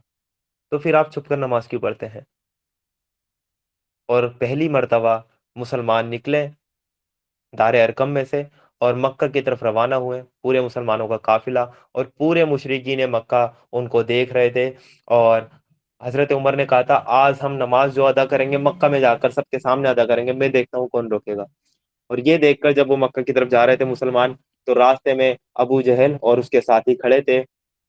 अबू जहल के साथियों ने कहा कि इन्हें रोकिए, ये मुसलमान तो मक्का की तरफ जा रहे हैं और इनके साथ तो हजरत उमर भी हो मतलब कि हो गए हैं। तो अबू जहल ने उनसे कहा जिस वो जमात में उमर और हमजा हो, उस जमात को हाथ लगाने की भी बेवकूफ़ी तुम में से कोई नहीं करना, यानी जिस जमात में ये दो शख्स मौजूद हों। तो मुसलमानों ने पहली मर्तबा अलल ऐलान या हज़रत उमर के ईमान के बाद नमाज मक्का में पढ़ी। तो ये वाक़या था हज़रत उमर का, यानी इसके पस मंज़र में सूरह ताहा को ही पढ़ के वो ईमान लेकर आए थे। तो हम भी सूरह ताहा पढ़ें और इसके मज़मून पे हम गौर-व-फ़िक्र करें, तो इंशाअल्लाह हम देखेंगे कि इसका कितना प्यारा अल्लाह ताला ने मज़मून इसमें रखा है।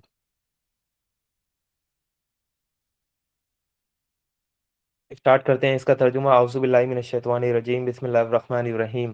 ताहा, ताहा जो है इसी को सूरे का वो नाम बनाया गया है और ये भी हुरूफ़ मुक़त्ताअत हैं। इसका मतलब अल्लाह और उसके रसूल ही जानते हैं। हमने ये कुरान तुम पर इसलिए नहीं उतारा कि तुम मुसीबत में पड़ जाओ। ये तो एक याद दहानी है हर उस शख्स के लिए जो डरे। उतारा गया है उस ज़ात की तरफ से जिसने पैदा किया ज़मीन को और ऊँचे आसमान को। वो रहमान, वो कायनात के अर्श पर वो जलवा फरमा है। मालिक है उन सब चीज़ों का जो आसमानों और ज़मीन में है और जो ज़मीन और आसमान के बीच में है और जो मिट्टी के नीचे है। तुम चाहे अपनी बात या पुकार कर कहो तो वो चुपके से वो कही हुई बात बल्कि उससे ज़्यादा छिपी हुई बात भी जानता है। वो अल्लाह है, उसके सिवा कोई खुदा नहीं, उसके लिए बेहतरीन नाम है। अब आयत नंबर 9 से हज़रत मूसा अलैहिस्सलाम को जो नबूवत दी गई थी उसके बारे में ज़िक्र होगा और ये इस किस्से में ये बताया जाएगा कि तुम ये कहते हो कि नबी होता तो उसके पीछे फरिश्ते चलते, आगे पीछे लश्कर होते हैं, कोई उनकी बात ना मानता तो उस पे हाथों-हाथ अज़ाब नाज़िल होता। तो बताया जाएगा कि मूसा अलैहिस्सलाम को नबूवत कैसे दी गई थी, क्योंकि अरब के लोग भी और बनी इसराइल भी, क्योंकि अरब के लोग वो बनी इसराइल से काफ़ी मुतासिर थे, उनको काफ़ी इल्म वाला वो समझते थे और मूसा अलैहिस्सलाम का किस्सा उन्होंने कुछ ना कुछ सुन रखा था, यानी मूसा अलैहिस्सलाम को वो नबी मानते थे। वो कहते थे कि हाँ, बनी इसराइल की तरफ वो नबी भेजे गए थे। तो उनका पैगम्बरी का किस्सा बताएँगे कि देखें मूसा अलैहिस्सलाम को हमने नबूवत कैसे अता की थी।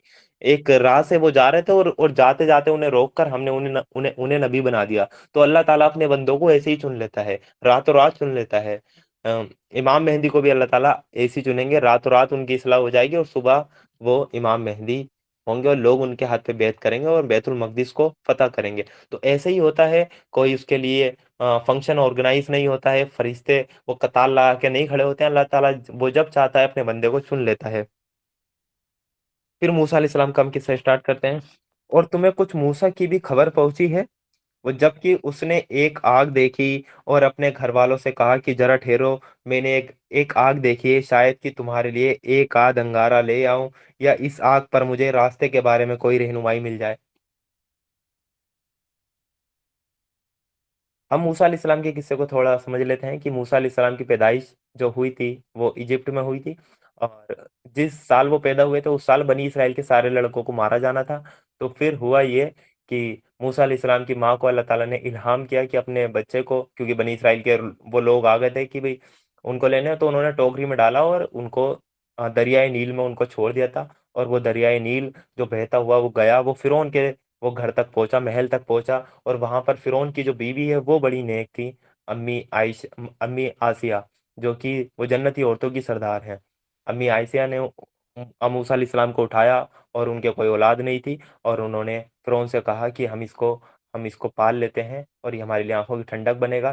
तो वो मूसा अलैहिस्सलाम ने कि मूसा अलैहिस्सलाम फिर फ़िरौन के महल में वो उनकी परवरिश हुई और उन्होंने किसी का दूध नहीं पिया। यानी अगले दिन सब औरतों को बुलाया गया कि मूसा अलैहिस्सलाम को कौन दूध पिलाएगा? तो मूसा अलैहिस्सलाम ने किसी के दूध को मुँह नहीं लगाया और फिर उन्होंने कहा कि मूसा अलैहिस्सलाम को दूध कौन पिलाएगा? तो वही मूसा अलैहिस्सलाम की बहन थी और वो जानती थी कि हम ये मेरे ही मतलब भाई हैं और ये मूसा अलैहिस्सलाम मेरे ही भाई हैं। तो उनकी बहन ने कहा, मैं एक औरत को जानती हूँ जिनका ये दूध पी सकते हैं। तो वो फिर अपनी माँ को मतलब लाती हैं महल में और मूसा अलैहिस्सलाम अपनी अपनी रियल माँ का ही दूध पीते हैं। तो इस ज़रिए से अल्लाह ताला ने इस तदबीर से मूसा अलैहिस्सलाम को उनकी माँ की परवरिश के हाथ में ही दे दिया और उनकी माँ ने उनकी मतलब परवरिश करी और फ़िरौन के महल में ही रहे। यानी जिस महल में उन्होंने परवरिश पाई और उसी का तख्ता वो के बड़े होकर वो उल्टेंगे। फिर मूसा अलैहिस्सलाम वहाँ जवान हुए और जब अपनी जवानी को पहुँचे तो काफ़ी ताकतवर थे, काफ़ी हेल्दी थे मूसा अलैहिस्सलाम। उन्होंने देखा कि वो मिस्र में जा रहे थे, इजिप्ट में वो जा रहे थे, तो 2 शख्स में वो झगड़ा हो गया। एक था बनी इसराइल का शख्स और एक था किप्ती यानी फ़िरौन की वो कौम का शख्स। उन दोनों में झगड़ा हो गया।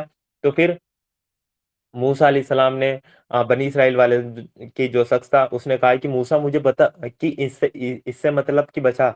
और मूसा अलैहिस्सलाम ने जैसी उस झगड़े में गए और उन्होंने जो फिरौन की कौम का शख्स था उसके सिर्फ एक मुक्का मारा, और वो मुक्का ऐसा पड़ा था कि वो वहीं पर हलाक हो गया, यानी वो मर गया। तो मूसा अलैहिस्सलाम को अपनी गलती का वो हुआ और मूसा अलैहिस्सलाम फौरन वहां से चले गए।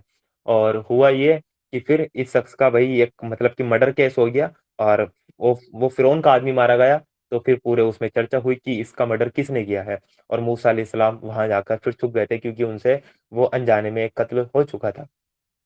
अगले दिन फिर मूसा अलैहिस्सलाम वहां से गुजरे, तो वही जो शख्स था जिसके लिए मूसा अलैहिस्सलाम लड़े थे, वो अब किसी और से झगड़ा कर रहा था। और फिर मूसा को आवाज दी, तो मूसा अलैहिस्सलाम ने इस बार कहा कि तू तो बड़ा जालिम है, और और तू ही गलती पे था। तो मूसा अलैहिस्सलाम को अपनी गलती का रियलाइज हुआ, और उन्होंने कहा, तो उस शख्स वो इतना हरामी शख्स था, उसने क्या कहा, मूसा तूने कल भी एक शख्स को मारा था। और उसने वहां फिरौनियों को बता दिया कि भाई जो कल कत्ल हुआ था वो मूसा ने किया था। और फिर फिरौनी मूसा अलैहिस्सलाम के पीछे पड़ गए, और फिर मूसा अलैहिस्सलाम को इजिप्ट छोड़ना पड़ा। और वो फिर कहाँ गए, मदियन की तरफ, जिस कौम में शुएब अलैहिस्सलाम पहले भेजे गए थे। शुएब अलैहिस्सलाम की कौम जो कि नाप तोल में डंडी मारा करती थी, उनका जिक्र हम पढ़ कर आते हैं। तो फिरौन फिर वो रातों रात मदियन की तरफ निकल जाते हैं।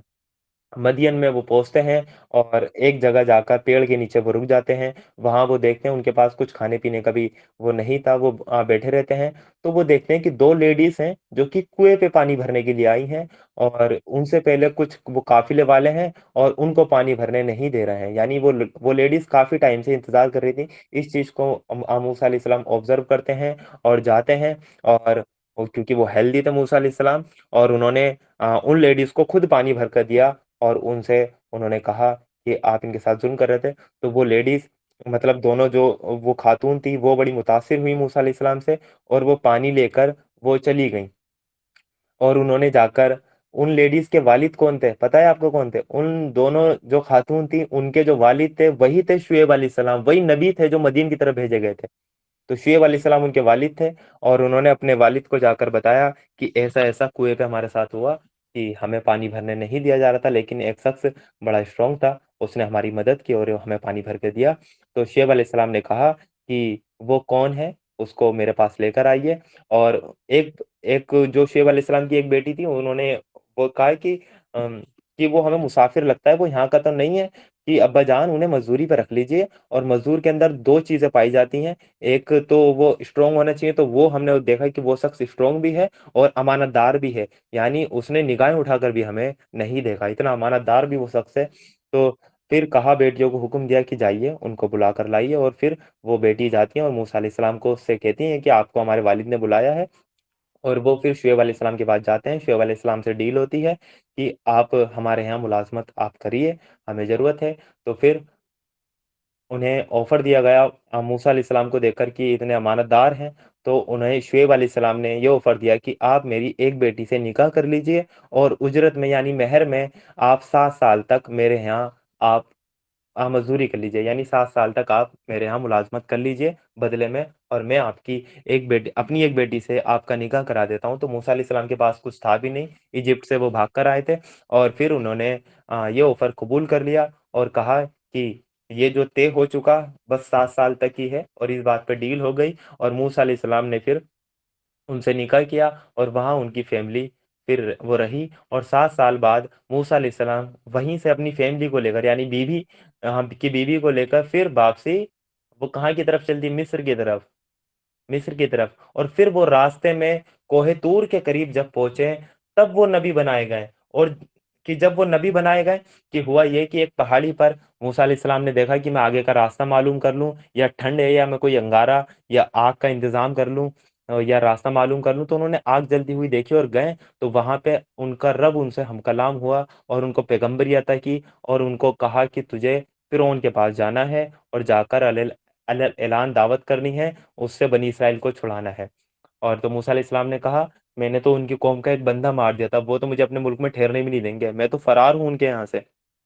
तो अल्लाह ताला ने कहा कि हम तेरे साथ हैं, आपको जाना है तो जाना है। यानी एक शख्स को रुकाया और फिरौन के पास भेजा, जो कि वक्त का सबसे बड़ा सुपर पावर था, वो बादशाह, उसके पास भेजा तबलीग के लिए। मूसा अलैहिस्सलाम ने कहा, मेरी जबान में थोड़ी लुकनियत है, यानी थोड़ी उसको लोग बोलते हैं कि हगलापन है, या कुछ स्कॉलर्स उसको कहते हैं कि लुकनियत, मतलब इस मीनिंग में कि उनकी जो कम्युनिकेशन स्किल्स थी वो इतनी नहीं थी। तो उन्होंने कहा मेरे साथ मदद के तौर पे आप इतने बड़े बादशाह के पास मुझे भेज रहे हैं, मेरे भाई से मेरी मदद कीजिए, यानी हारून अलैहिस्सलाम से। उनके बड़े भाई थे हारून।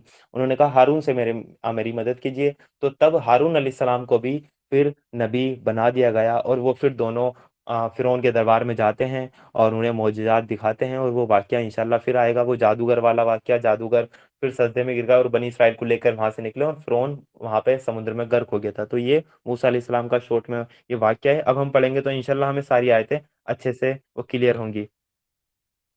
आयत नंबर 10 में अल्लाह ताला ने कहा कि जबकि उसने एक आग देखी, यानी जब वो मदियन से वापसी जा रहे थे, कि जबकि उसने एक आग देखी और अपने घर वालों से कहा कि जरा ठहरो, मैंने एक आग देखी है, शायद कि तुम्हारे लिए एक आध अंगारा ले आऊं, या इस आग पर मुझे रास्ते के बारे में कोई रहनुमाई मिल जाए। वहां पहुंचा तो पुकारा गया, ए मूसा, मैं ही तेरा रब हूँ, जूतियां उतार दे, तू मुकद्दस घाटी तूबा में है, यानी अपनी जूते उतार दो, और मैं तेरा रब हूँ। तू एक मुकद्दस घाटी, यानी ये एक पाक घाटी में तू है, और मैंने तुझको चुन लिया है। सुन जो कुछ वही किया जाता है, यानी मैंने तुझको सेलेक्ट कर लिया है, वो चुन लिया गया है। अल्लाह ताला ने हमें भी चुना है। हुवस तबाकुम, सूरे हज में आयत नंबर 78 में हम पढ़ेंगे, हुवस तबाकुम, अल्लाह ताला ने तुमको चुन लिया है अपने काम के लिए। तो अल्लाह ताला ने उम्मत मुस्लिमा को भी चुना है। ऐसे ही अल्लाह ताला ने कहा कि मैंने तुझको चुन लिया है, सुन जो कुछ वही किया जाता है। फिर चार अहम हिदायतें अल्लाह ताला ने दी। मैं ही अल्लाह हूँ, मेरे सिवा कोई खुदा नहीं है, इसलिए तू मेरी बंदगी कर और मेरी याद के लिए नमाज कायम कर। कयामत की घड़ी जरूर आने वाली है, मैं उसका वक्त छिपाए रखना चाहता हूँ, ताकि हर शख्स अपनी कोशिश के मुताबिक बदला पाए। तो कोई ऐसा शख्स जो उस पर ईमान नहीं लाता और अपने मन की ख्वाहिश का बंदा बन गया है, तुझे उस घड़ी की फिक्र से ना रोक दे, वरना तू हलाकत में पड़ जाएगा। यानी मूसा अलैहिस्सलाम को एहकाम देना फिर स्टार्ट कर दिए।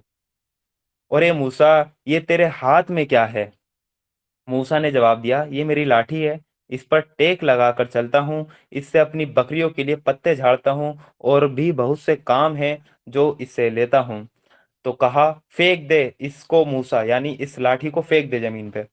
उसने फेंक दिया, और यकायक एक सांप थी जो दौड़ रहा था, यानी मूसा अलैहिस्सलाम ने वो लाठी फेंकी तो वो अजगर बन गया, अजदहा बन गया। वो कहा, पकड़ ले इसको और डर नहीं, हम इसे फिर वैसा ही कर देंगे जैसी ये थी, यानी अभी इस अजदहा को पकड़ ले, हम इसे वैसा ही कर देंगे। और जरा अपना हाथ अपनी बगल में दबा, यानी अपने हाथ को अपनी बगल में दबा, और चमकता हुआ निकलेगा बिना किसी तकलीफ के। ये दूसरी निशानी है, यानी दो निशानियां मूसा अलैहिस्सलाम को दी। एक उनकी लाठी, उसको फेंकने पे वो अजदहा बनती थी, और एक उनका हाथ जब वो बगल में डालकर निकालते थे तो वो चमकता था। इसलिए कि हम तुझे अपनी बड़ी निशानियां दिखाने वाले हैं। अब तू फिरौन के पास जा, वो सरकश हो गया है। अब उनको मिशन दिया जा रहा है कि अब तुम्हें ये निशानियां दी गई, तुम्हें पैगंबर बनाया गया, वो मिशन क्या है? अब तू फिरौन के पास जा, वो सरकश हो गया है। आयत नंबर 24। और फिर आयत नंबर 25 में अल्लाह ताला ने कहा, मूसा ने अर्ज किया, परवरदिगार मेरा सीना खोल दे, मेरे काम को मेरे लिए आसान कर दे, और मेरी जवान की गिरा सुलझा दे, ताकि लोग मेरी बात वो समझ सकें। ये वही दुआ है जिसके बारे में हदीसों में आता है कि जो ही मूसा अलैहिस्सलाम की दुआ पढ़ेगा उसकी उसकी जवान की लुकनियत खुल जाएगी। जो कि हर हमारे स्कॉलर्स, हमारे उलेमा, या हर वो दीन का दाई अपने अपने जो भी कलाम के आगाज से पहले ये दुआ पढ़ता है, ताकि जैसे मूसा अलैहिस्सलाम का वो कम्युनिकेशन स्किल्स कमजोर थी, ऐसे ही ये दुआ से वो कम्युनिकेशन स्किल्स स्ट्रांग होती है। और इसका तर्जुमा है वो बड़ा ही प्यारा है। मूसा ने अर्ज किया, परवरदिगार मेरा सीना खोल दे, रब्बी इश्रह ली सदरी, और मेरे काम को मेरे लिए आसान कर दे, वयस्सिर ली अमरी वहलुल उक़दतन मिन लिसानी, और मेरी जबान की गिरा वो सुलझा दे, वो यफ़क़हू कौली, ताकि लोग मेरी बात समझ सकें। यह है वो दुआ जो कि सूरह ताहा में हमें मिलती है।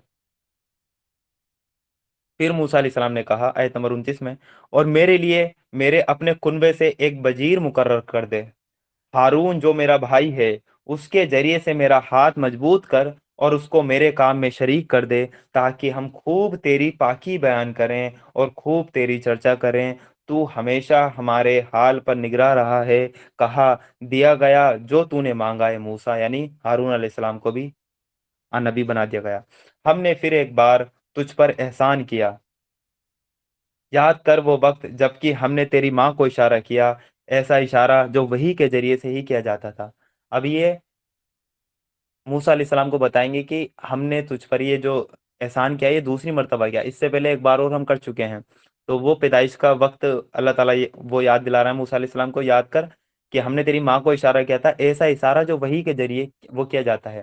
وحی تو صرف پیغمبر پہ آتی ہے، تو کیا موسیٰ علیہ السلام کی والدہ پیغمبر تھی؟ نہیں، ان کے دل میں بات ڈالی گئی، یعنی الہام جو ہوتا ہے یہ بھی وحی کی ایک شکل ہے، جو کہ الہام، یعنی غیر نبی پہ اگر کوئی بات ان کے دل میں آتی ہے اس کو الہام بولتے ہیں، تو موسیٰ علیہ السلام کی ماں کو الہام ہوا تھا۔ پھر آیت نمبر 39 میں فرمایا اس بچے کو صندوق میں رکھ دے، یعنی موسیٰ علیہ السلام کی ماں کو جو وہ الہام ہوا تھا، اس بچے کو صندوق میں رکھ دے اور صندوق کو دریا میں چھوڑ دے، اور دریا اسے کنارے پر پھینک دے گا، اسے میرا دشمن اور اس بچے کا دشمن اٹھا لے گا۔ یعنی پہلی بتا دیا تھا اسے کون اٹھائے گا، فرعون ہی اٹھائے گا۔ میں نے اپنی طرف سے تجھ پر محبت ڈال دی اور ایسا انتظام کر دیا کہ تو میری نگرانی میں پالا جائے۔ یاد کر جبکہ تیری بہن چل رہی تھی، پھر جا کر کہتی ہے میں، یعنی جو موسیٰ علیہ السلام کی بہن تھی نا، وہ دریا کے کنارے کنارے چل رہی تھی کہ یہ ٹوکری کہاں جا رہی ہے صندوق، اور اس نے دیکھا ہے تو فرعون کے محل میں ہی ہمارے بھائی چلے گئے ہیں۔ تو موسیٰ علیہ السلام کی بہن بڑی انٹیلیجنٹ تھی، اور جب اگلے دن وہ دودھ پلانے والا واقعہ ہوا تو ان کی بہن نے کہا تھا کہ میں جانتی ہوں ایک عورت کو جن کا دودھ یہ پی لیتے ہیں۔ یاد کر جبکہ تیری بہن چل رہی تھی، پھر جا کر کہتی ہے میں تمہیں اس کا پتہ بتا دوں جو اس بچے کی پرورش اچھی طرح کرے، یعنی جب انہوں نے موسیٰ علیہ السلام نے کسی کا دودھ نہیں پیا تھا تو انہوں نے کہا میں تمہیں اس کا پتہ بتا سکتی ہوں۔ اس طرح ہم نے تجھے پھر تیری ماں کے پاس پہنچا دیا، یعنی موسیٰ علیہ السلام کو واپسی ماں کے پاس پہنچا دیا تاکہ اس کی آنکھ ٹھنڈی رہے اور وہ دکھی نہ ہو۔ اور یہ بھی یاد کر کہ تو نے ایک شخص کو قتل کر دیا تھا۔ وہ قتل کس کو کیا تھا؟ وہ قبطی کو، فرعون کی قوم کو وہ قتل کر دیا تھا۔ ہم نے تجھے اس فندے سے نکالا اور تجھے الگ الگ طرح کی ازمائشوں سے گزارا، اور تو مدین کے لوگوں میں کئی سال ٹھہرا رہا۔ مدین کے لوگ میں کون تھے؟ شعیب علیہ السلام کی بیٹی سے نکاح کر کے 7 سال تک وہیں رہے تھے موسیٰ علیہ السلام۔ پھر اب ٹھیک اپنے وقت پر تو آ گیا اے موسیٰ، یعنی یہ اللہ تعالیٰ کا ہی پلان تھا کہ آپ کو ایجپٹ چھوڑنا پڑا، مدین گئے، مدین میں شادی کری، آپ کی فیملی سیٹل ہو گئی، پھر آپ کو پھر ایجپٹ کی طرف جا رہے تھے آپ اپنی فیملی سے ملنے، اور راستے میں آپ کو نبی بنا دیا گیا۔ تو وہ کہا، اللہ تعالیٰ نے کہا اب ٹھیک اپنے وقت پر تو آ گیا ہے موسیٰ، میں نے تجھ کو اپنے اپنے کام کا بنا لیا ہے، جا تو اور تیرا بھائی میری نشانیوں کے ساتھ، اور دیکھو تم میری یاد میں کوتاہی نہ کرنا، جاؤ تم دونوں فرعون کے پاس کہ وہ سرکش ہو گیا ہے، یعنی وہ باغی ہو گیا ہے، اس سے نرمی کے ساتھ بات کرنا۔ یعنی آپ ایک سرکش بادشاہ کے پاس جا رہے ہیں اور اس سے بھی اللہ تعالیٰ کہہ رہے ہیں تبلیغ کے دوران میں آپ کو نرمی سے بات کرنی ہے، نرمی سے بات کرنا، شاید کہ وہ نصیحت قبول کرے یا ڈر جائے۔ دونوں نے عرض کیا پروردگار، ہمیں اندیشہ ہے کہ وہ ہم پر جاتی کرے گا یا پل پڑے گا، یعنی ہم بھرے دربار میں اس کو جا کر دعوت دیں گے تو ہمیں تو وہ ڈر ہے کہ وہ ہم پر جاتی کرے یا ہم پر پل پڑے۔ تو کہا ڈرو مت، میں تمہارے ساتھ ہوں، سب کچھ سن رہا ہوں اور دیکھ رہا ہوں، کیوں ڈر رہے ہو؟ اللہ تمہارے ساتھ ہے نا، اللہ تمہارے ساتھ ہے، کیوں ڈر رہے ہو؟ تو ایسے ہی ہر ایک مسلمان کو سوچنا چاہیے کہ ہمیں حق کا پیغام، چاہے کتنا بھی ظالم بادشاہ ہو، کتنا بھی ظالم حکمران ہو، اس تک ہمیں نرمی کے ساتھ حق کا پیغام پہنچانا ہے اور ڈرنا نہیں چاہیے، کیونکہ اللہ ہمارے ساتھ ہے۔ جو اللہ موسیٰ علیہ السلام کے ساتھ تھا، کیا وہ اللہ ہمارے ساتھ نہیں ہو سکتا؟ علامہ اقبال نے یہی تو کہا، تم میں کوئی حوروں کا چاہنے والا ہی نہیں، جلوہ طور تو موجود ہے موسیٰ ہی نہیں، یعنی تم میں وہ چاہت ہی نہیں، حور کہاں ملے گی جنت میں؟ تم میں کوئی جنت کا طلبگار ہی نہیں۔ کوہ طور تو آج بھی موجود ہے لیکن موسیٰ جیسا ہی کوئی نہیں۔ تو کیا جو رب موسیٰ علیہ السلام کی مدد کر سکتا ہے وہ تمہاری مدد نہیں کر سکتا؟ جو رب موسیٰ علیہ السلام کے لیے اس سمندر کو پھاڑ سکتا ہے، کیا وہ تمہارے لیے معجزات نہیں کر سکتا؟ بالکل کر سکتا ہے، تمہارا توکل ایسا ہو۔ کوہ طور تو موجود ہے موسیٰ ہی نہیں، تو کہا کہ ڈرو مت، میں تمہارے ساتھ ہوں، سب کچھ سن رہا ہوں اور دیکھ رہا ہوں، جاؤ اس کے پاس اور کہو ہم تیرے رب کے بھیجے ہوئے ہیں، بنی اسرائیل کو ہمارے ساتھ جانے کے لیے چھوڑ دے اور ان کو تکلیف نہ دے، ہم تیرے پاس تیرے رب کی نشانی لے کر آئے ہیں، اور سلامتی ہے اس کے لیے جو سیدھے راستے کی پیروی کرے۔ ہم کو کہ وہی سے بتایا گیا ہے کہ عذاب ہے اس کے لیے جو جھٹلائے اور منہ موڑے۔ فرعون نے کہا اچھا، تو پھر تم دونوں کا رب کون ہے موسیٰ؟ یعنی تم جو یہ بات کر رہے ہو، تمہیں وہی آئی ہے، تو تم دونوں کا رب کون ہے؟ اس کی ایکسپلینیشن ذرا ہمیں دیں۔ मूसा ने जवाब दिया, हमारा रब वो है जिसने हर चीज को उसकी सही शक्ल दी, फिर उसको रास्ता बताया। यानी हमारा रब वो है जिसने हर चीज पैदा की और उसको फिर रास्ता ही बताया, यानी उसको काम क्या करना है वो भी बताया। हम देख लें पूरी कायनात में हर चीज बनाई अल्लाह ताला ने, उसको एक शेप दिया और फिर उसको रास्ते बताए कि उसको क्या काम करना, सूरज को, चांद को, सितारों को, यहाँ तक कि इंसानों को भी रास्ता बताया इस किताब के जरिए। फिर बोला, और पहले जो नस्लें गुजर चुकी हैं उनकी फिर क्या हालत थी। अब ये फिरौन जो है ना, बात को घुमा रहा है कि चलो हमने मान लिया कि तुम्हारा रब है, तुम उसकी तरफ दावत दे रहे हो, ये बताओ हमारे बाप दादा जो गुजर चुके हैं उनके बारे में क्या राय है, वो जहन्नुम में जाएंगे या जन्नत में जाएंगे, वो काफिर हैं या ईमान वाले हैं। तो यानी फिरौन जो है ना, टॉपिक को घुमा रहा था, इमोशनली उसको रंग दे रहा था, ताकि सब उसके दरबारी देख लें कि भाई अगर तुम ईमान लाते हो तो इसका मतलब तुम खुद एडमिट कर रहे हो कि तुम्हारे बाप दादा गलत रास्ते पे थे और वो जहन्नुम में जाएंगे। इसलिए वो इमोशनली उसको रंग की भर रहा था। लेकिन मूसा अलैहि सलाम ने इतना तगड़ा उसको जवाब दिया कि उसका ये जो आर्ग्यूमेंट था वो ढेर हो गया।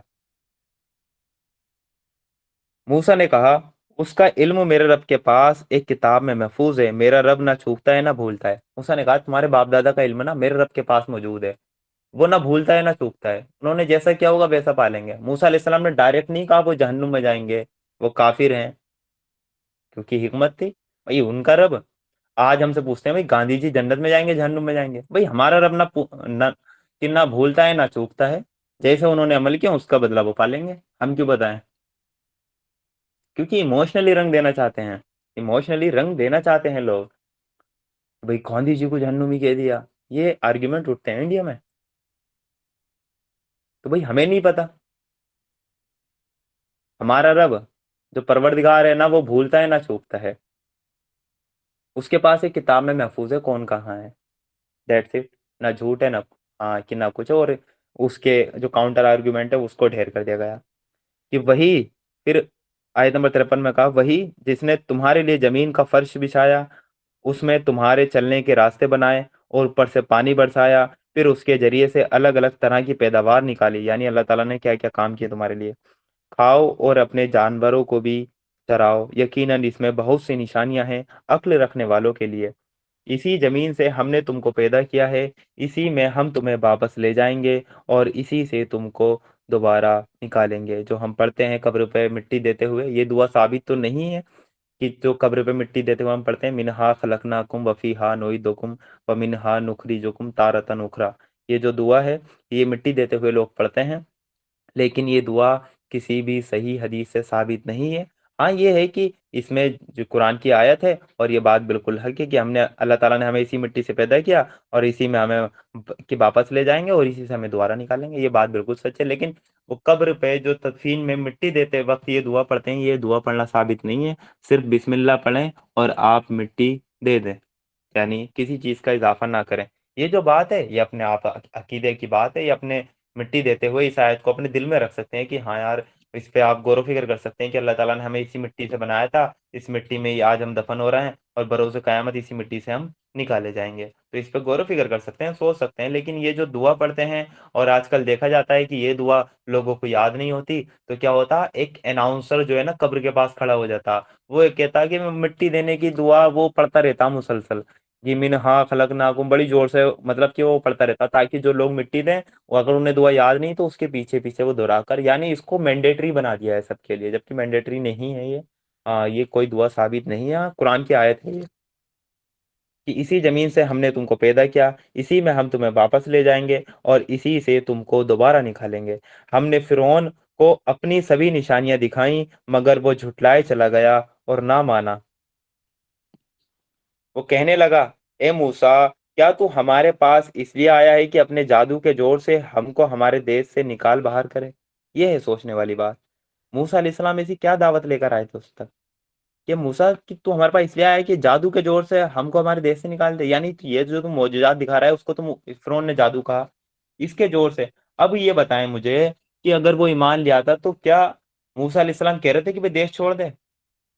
असल चीज क्या थी, मूसा अलैहिस्सलाम की दावत क्या थी, हाकिम सिर्फ अल्लाह ताला है, तू रब नहीं है फिरौन, अल्लाह ताला रब है। तेरा कानून नहीं चलेगा, अल्लाह ताला का कानून चलेगा।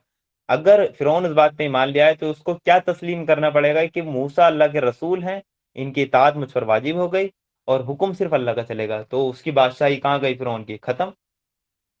تو اس لیے کہا اس نے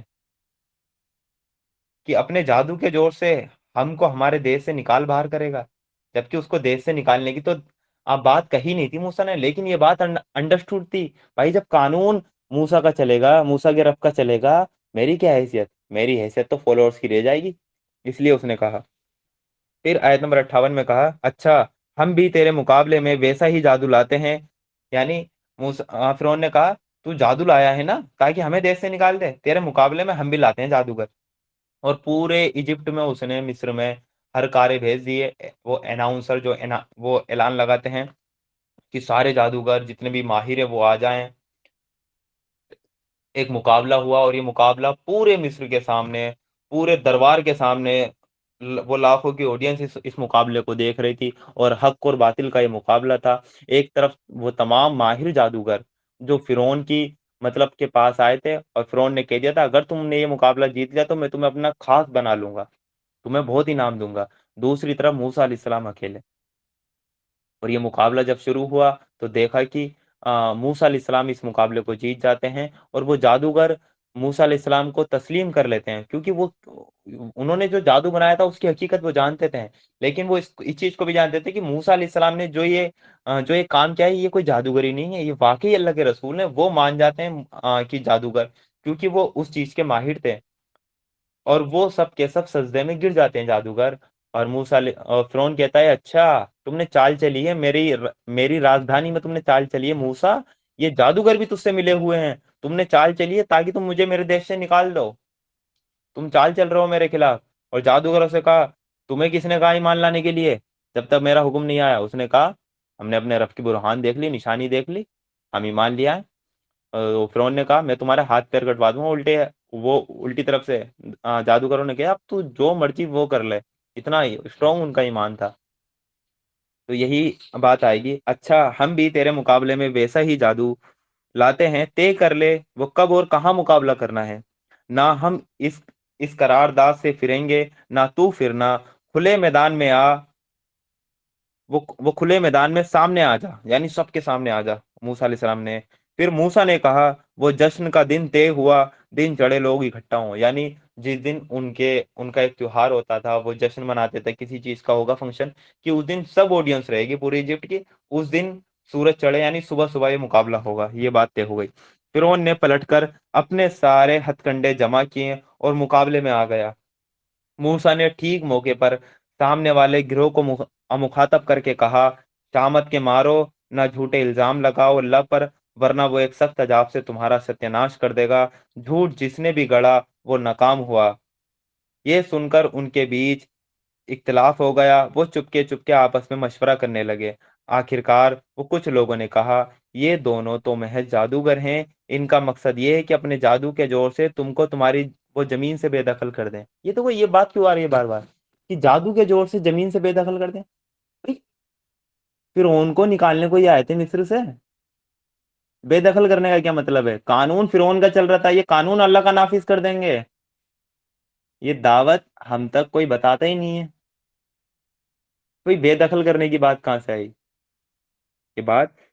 کیونکہ موسیٰ علیہ السلام جو وہ دعوت لائے تھے وہ اقامت دین کی تھی۔ سورہ شورا، سورہ نمبر 42 آیت نمبر 13 آئے گی اس کے سامنے ہمارے کی، جب ہم پڑھیں گے اللہ تعالیٰ نے کہا ہم نے ابراہیم، موسیٰ، عیسیٰ یعنی تمام وہ نبیوں کے نام لے کر کہا ہم نے ان سب کو ایک ہی مشن کے ساتھ بھیجا تھا کہ قائم کرو اس دین کو، اور اس میں ٹکڑے ٹکڑے نہ ہو جانا، یعنی اقامت دین دے کر بھیجا تھا، دین کو قائم کرنے کے لیے بھیجا تھا۔ تو موسیٰ علیہ السلام کا مشن بھی یہی تھا کہ اس دین کو غالب کرنا ہے۔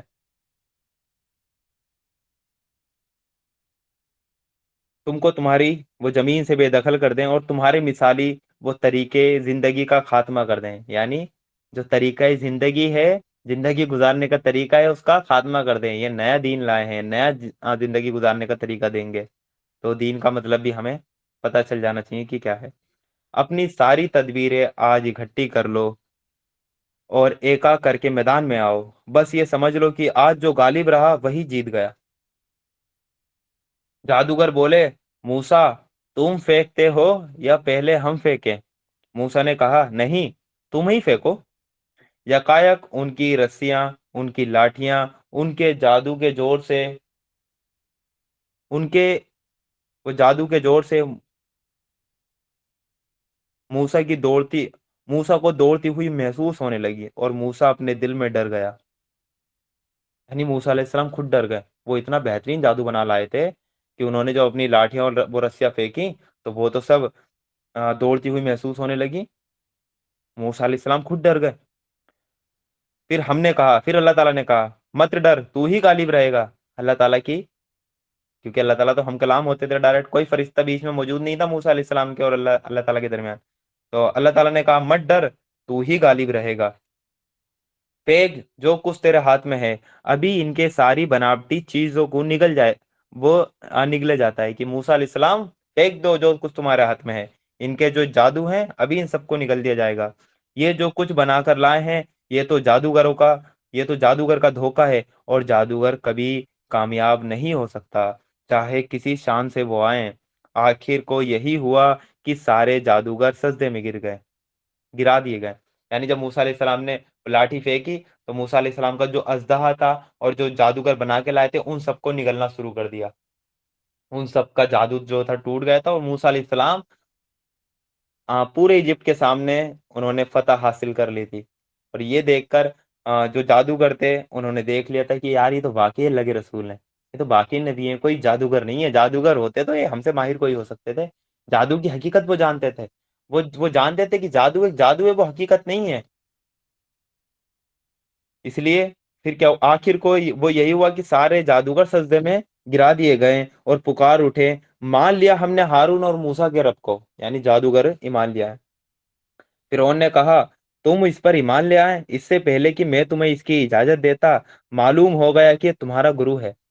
यानी तुम ईमान लिया है, इससे तो मुझे मालूम ये हो रहा है कि ये तुम्हारा गुरु है। तुमने पहले से ही ये रणनीति बना ली थी कि पहले मूसा जाएगा, जादू दिखाएगा, और फिर पीछे से मैं तुम्हें बुलाऊंगा, तुम जादू दिखाओगे और साबित हो जाएगा। और तुम तो ये पहले से ही रणनीति बना के आए थे। यानी फिरौन अब भी नहीं मान के दे रहा कि मालूम हो गया कि तुम्हारा गुरु है जिसने तुम्हें जादूगरी सिखाई थी। अच्छा, अब मैं तुम्हारे हाथ पांव मुखालिफ आसमतों से कटवाता हूँ और खजूर के तनों पर तुमको सूली देता हूँ। फिर तुम्हें पता चल जाएगा हम दोनों में से किसका अजाब ज्यादा सख्त और देर तक रहने वाला है। दोनों में से क्या, एक तो मूसा के रब का और एक मेरा। यानी मैं तुम्हें ज्यादा सख्त वो सजा दे सकता हूँ या मूसा। जादूगरों ने जवाब दिया। अब देखें जादूगरों को वो जवाब देखें। ईमान लाने के बाद जब ईमान दिल में उतरता है ना, तो फिर उसकी मिठास क्या होती है, उनका जो तवक्कुल होता है वो क्या होता है, वो हमें देखने को मिलेगा। जादूगरों ने जवाब दिया इतनी सख्त धमकी पे, और वो फिरौन कर सकता था उनके साथ, कर सकता था। यानी मौत की वो धमकी थी। तो जादूगरों ने जवाब दिया, वो कसम है उस हस्ती की जिसने हमें पैदा किया है, ये हरगिज नहीं हो सकता कि हम रोशन निशानियां सामने आ जाने के बाद भी सच्चाई पर तुझे तरजीह दें। यानी जब निशानियां हम पे वादी हो गई, अब हम तुझे क्यों क्यों मतलब वैल्यू दें, क्यों तुझको सच्चाई पे हम तरजीह दें। तू जो कुछ करना चाहे कर ले। तू ज्यादा से ज्यादा बस इसी दुनिया की जिंदगी का फैसला कर सकता है। ज्यादा से ज्यादा यही तो कर देगा, मार ही तो देगा, इससे ज्यादा क्या कर लेगा, यही तो कर लेगा। इसी दुनिया की जिंदगी का फैसला कर सकता है। हम तो अपने रब पर ईमान ले आए ताकि वो हमारी गलतियों को माफ कर दे और उस जादूगरी से जिस पर तूने हमें मजबूर किया था माफ कर दे। अल्लाह ही अच्छा है, वही बाकी रहने वाला है। यानी उन्होंने अपने जादू से भी माफी मांग ली। हकीकत यह है कि जो मुजरिम बनकर अपने रब के सामने हाजिर होगा उसके लिए जहन्नुम है, जिसमें वो ना जिएगा ना मरेगा। और जो उसके सामने मोमिन की हैसियत से हाजिर होगा, वो जिसने अच्छे काम किए होंगे, ऐसे सब लोगों के लिए बुलंद दर्जे हैं। वो सदाबहार बाग हैं जिनके नीचे नहरें बह रही होंगी, इनमें वो हमेशा रहेंगे। ये बदला है उस शख्स का जो पाकीज़गी अपनाए। हमने मूसा पर वही की कि अब रातों रात मेरे बंदों को लेकर चल पड़ और उनके लिए समुद्र में से सूखी सड़क बना ले। तुझे किसी के पीछा करने का वो जरा डर ना हो और ना समुद्र के बीच से गुजरते हुए वो डर लगे। यानी हुआ ये कि जब फिर उनको दावत दी, वो नहीं माना। उससे कहा कि चलो तुम नहीं मान रहे हो तो बनी इसराइल को मेरे साथ जाने दो। बनी इसराइल को जाने नहीं दे रहा।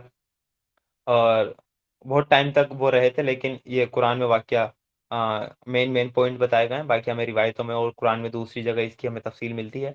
मूसा अलैहिस्सलाम को फिर वो कहा गया है कि रातों रात अपनी बनी इसराइल कौम को लेकर ना यहाँ से निकलो।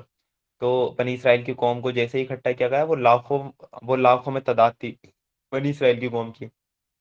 तो वो निकल गए, और पीछे से मूसा को खबर मिली भाई बनी इसराइल तो मिस्र छोड़कर जा रहे हैं। बनी इसराइल तो मिस्र छोड़कर जाने, और कुछ रिवायतों में यह है कि फिरौन मान गया था कि चल भाई मूसा अपनी कौम को लेकर निकल जा यहाँ से जा। और फिर क्या हुआ, बाद में उसका दिमाग पलटा और वो पीछा करने लगा। यानी जैसे उसको पता लगा कि भाई बनी इसराइल निकल रहे हैं, तो उसने कहा कि अपने लाओ लश्कर लेके, पूरी सेना लेके, फौज लेके भाई बनी इसराइल का पीछा करने निकल गया। अब जैसे ही मूसा अलैहिस्सलाम जा रहे थे, सामने आ जाती है नदी नील। जो नील वो नदी है वो आ जाती है, और पीछे से फिरौन के लश्कर की जो घोड़ों की आवाजें हैं वो बनी इसराइल सुन लेती है, और लाखों का लश्कर है। बनी इसराइल नहीं हटते, उनके पास असलहा है, मौत सामने देख ली।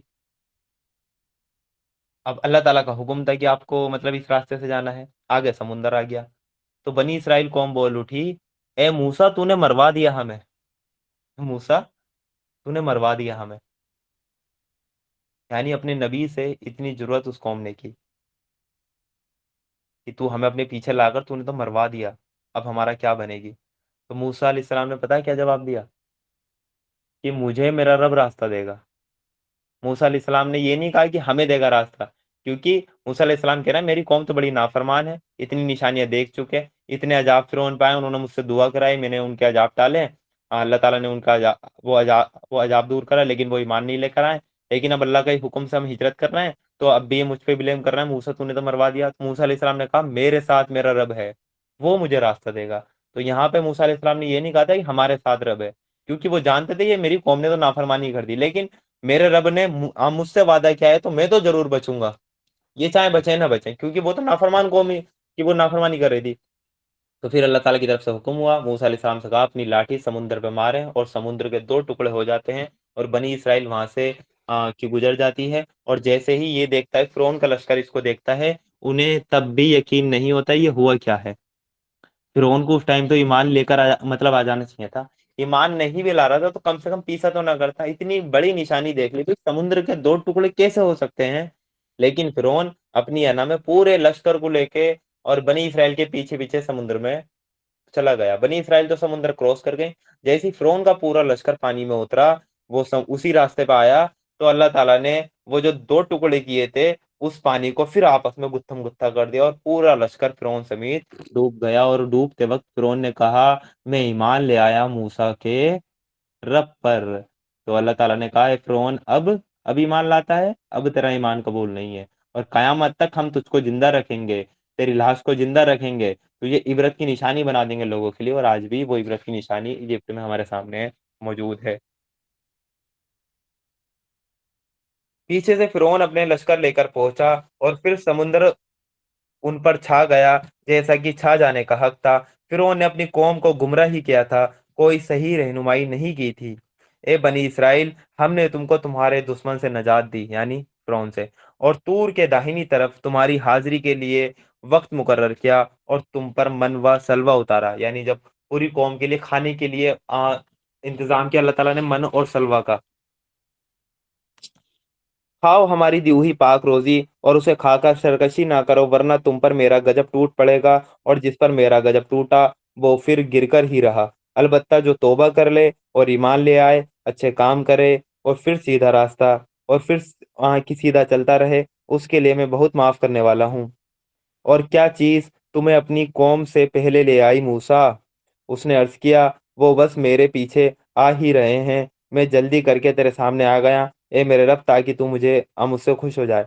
यानी मूसा अलैहिस्सलाम क्या हुए, इजिप्ट से तो निकल गए थे, लेकिन वो गाजा से पहले जो वो रफा क्रॉसिंग है ना, बॉर्डर जो है रफा क्रॉसिंग, जिसके बारे में न्यूज में आप देख रहे होंगे, उससे पहले एक सीना है, की एक रेगिस्तानी इलाका है, उसको सीना बोलते हैं। तो वहां पे ये बनी इसराइल की कौम थी। इनके लिए अल्लाह ताला ने आसमान से बादल इनके लिए छाए के लिए कर दिए थे, और इनके लिए खाने खाने का इंतजाम मनवा सलवा की शक्ल में अल्लाह ताला ने कर दिया था, वो भी आसमान से उतरता था, ताकि क्योंकि लाखों का ये लश्कर था, اور ان کے لیے پانی کا انتظام کر دیا تھا کہ 12 جو چشمے تھے وہ پھوٹ پڑے تھے.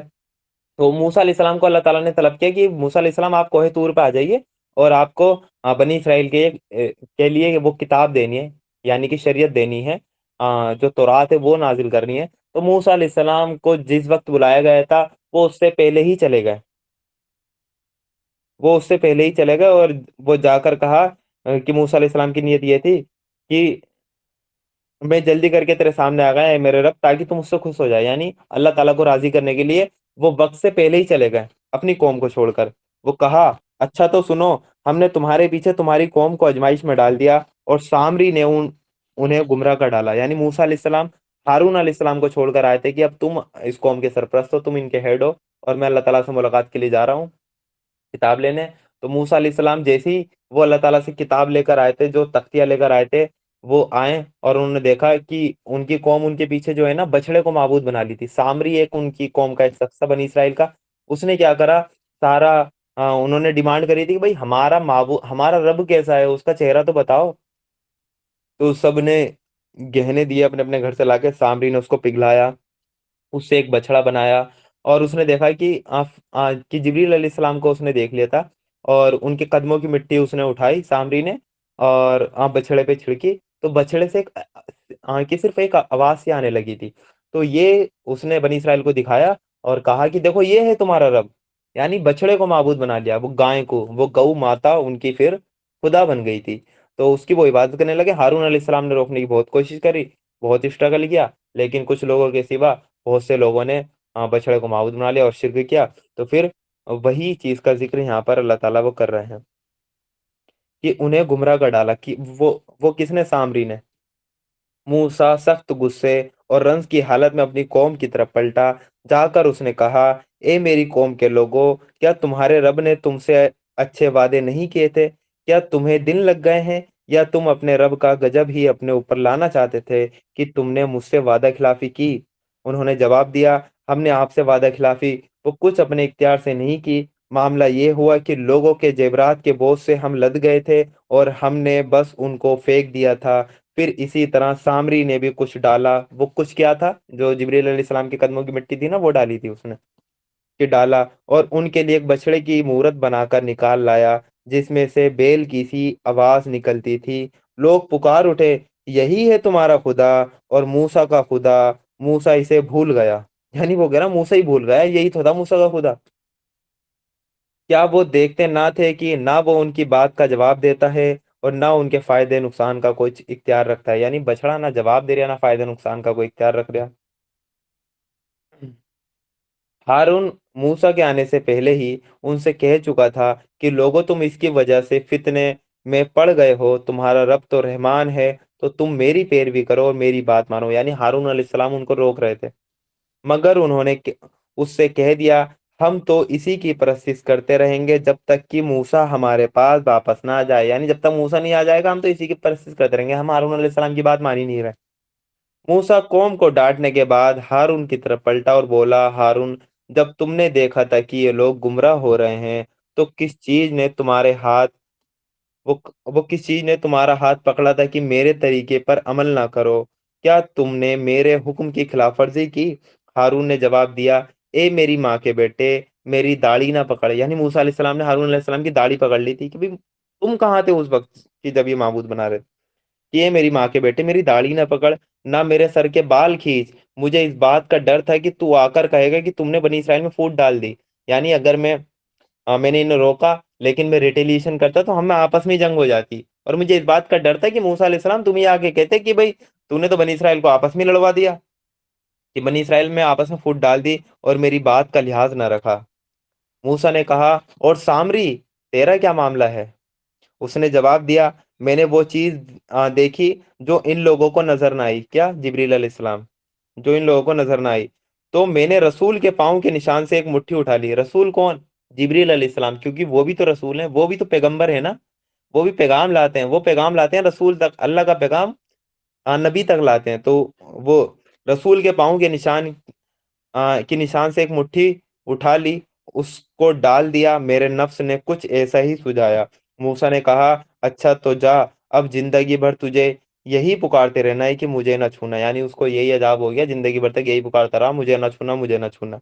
और तेरे लिए पूछ गछ का एक वक्त मुकर्रर है जो तुझसे हरगिज न टलेगा। और देख अपने इस खुदा को जिस पर तू रिझा हुआ था, अब हम इसे जला डालेंगे, यानी उसी पुतले को, उसी सोने का बनाया हुआ जो बछड़ा था उसको वो डालेंगे और चूर चूर करके दरिया में बहा देंगे। लोगों, तुम्हारा खुदा तो बस एक ही अल्लाह है, जिसके सिवा कोई और खुदा नहीं है। हर चीज पर उसका इल्म छाया हुआ है। अब अल्लाह ताला बताएंगे, अल्लाह ताला ये कुरान करीम में आपको किससे क्यों बताता है पिछले नबियों के। ए नबी सल्लल्लाहु अलैहि वसल्लम, इस तरह हम पिछली गुजरे हुए हालात की खबरें तुमको सुनाते हैं, और हमने खास अपने यहाँ से तुमको एक जिक्र अता किया है। जो कोई इससे मुंह मोड़ेगा वो कयामत के दिन सख्त गुनाह का बोझ उठाएगा, और ऐसे सब लोग हमेशा उसके बवाल में गिरफ्तार रहेंगे, और कयामत के दिन उनके लिए इस जुर्म की जिम्मेदारी का बोझ बड़ा तकलीफदेह बोझ होगा। उस दिन जबकि सूर फूका जाएगा। अब मैदान महशर का रोज़े कयामत क्या होगा, उसमें मुजरिमों का क्या हाल होगा, उसका नक्शा अल्लाह ताला खींचेंगे। उस दिन जबकि सूर फूका जाएगा और हम मुजरिमों को इस हाल में घेर लाएंगे कि उनकी आंखें दहशत के मारे पथराई हुई होंगी। आपस में चुपके चुपके कहेंगे, दुनिया में मुश्किल ही से तुमने कोई 10 दिन गुजारे होंगे, यानी दुनिया की जिंदगी तो 10 दिन भी ज्यादा लग रही। हमें खूब मालूम है कि वो क्या बातें कर रहे होंगे। हम ये भी जानते हैं उस वक्त इनमें से जो ज्यादा से ज्यादा एहतियात के साथ अंदाजा लगाने वाला होगा, वो कहेगा कि नहीं, तुम्हारी दुनिया की जिंदगी बस एक एक दिन की जिंदगी थी, यानी इतनी छोटी थी वो जिंदगी इसके मुकाबले में।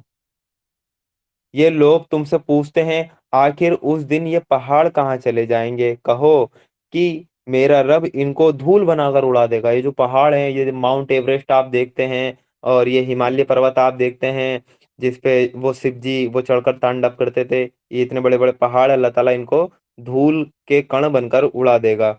और जमीन को ऐसा समतल और चटियल मैदान बना देगा कि उसमें तुम कोई बल और सलवट न देखोगे।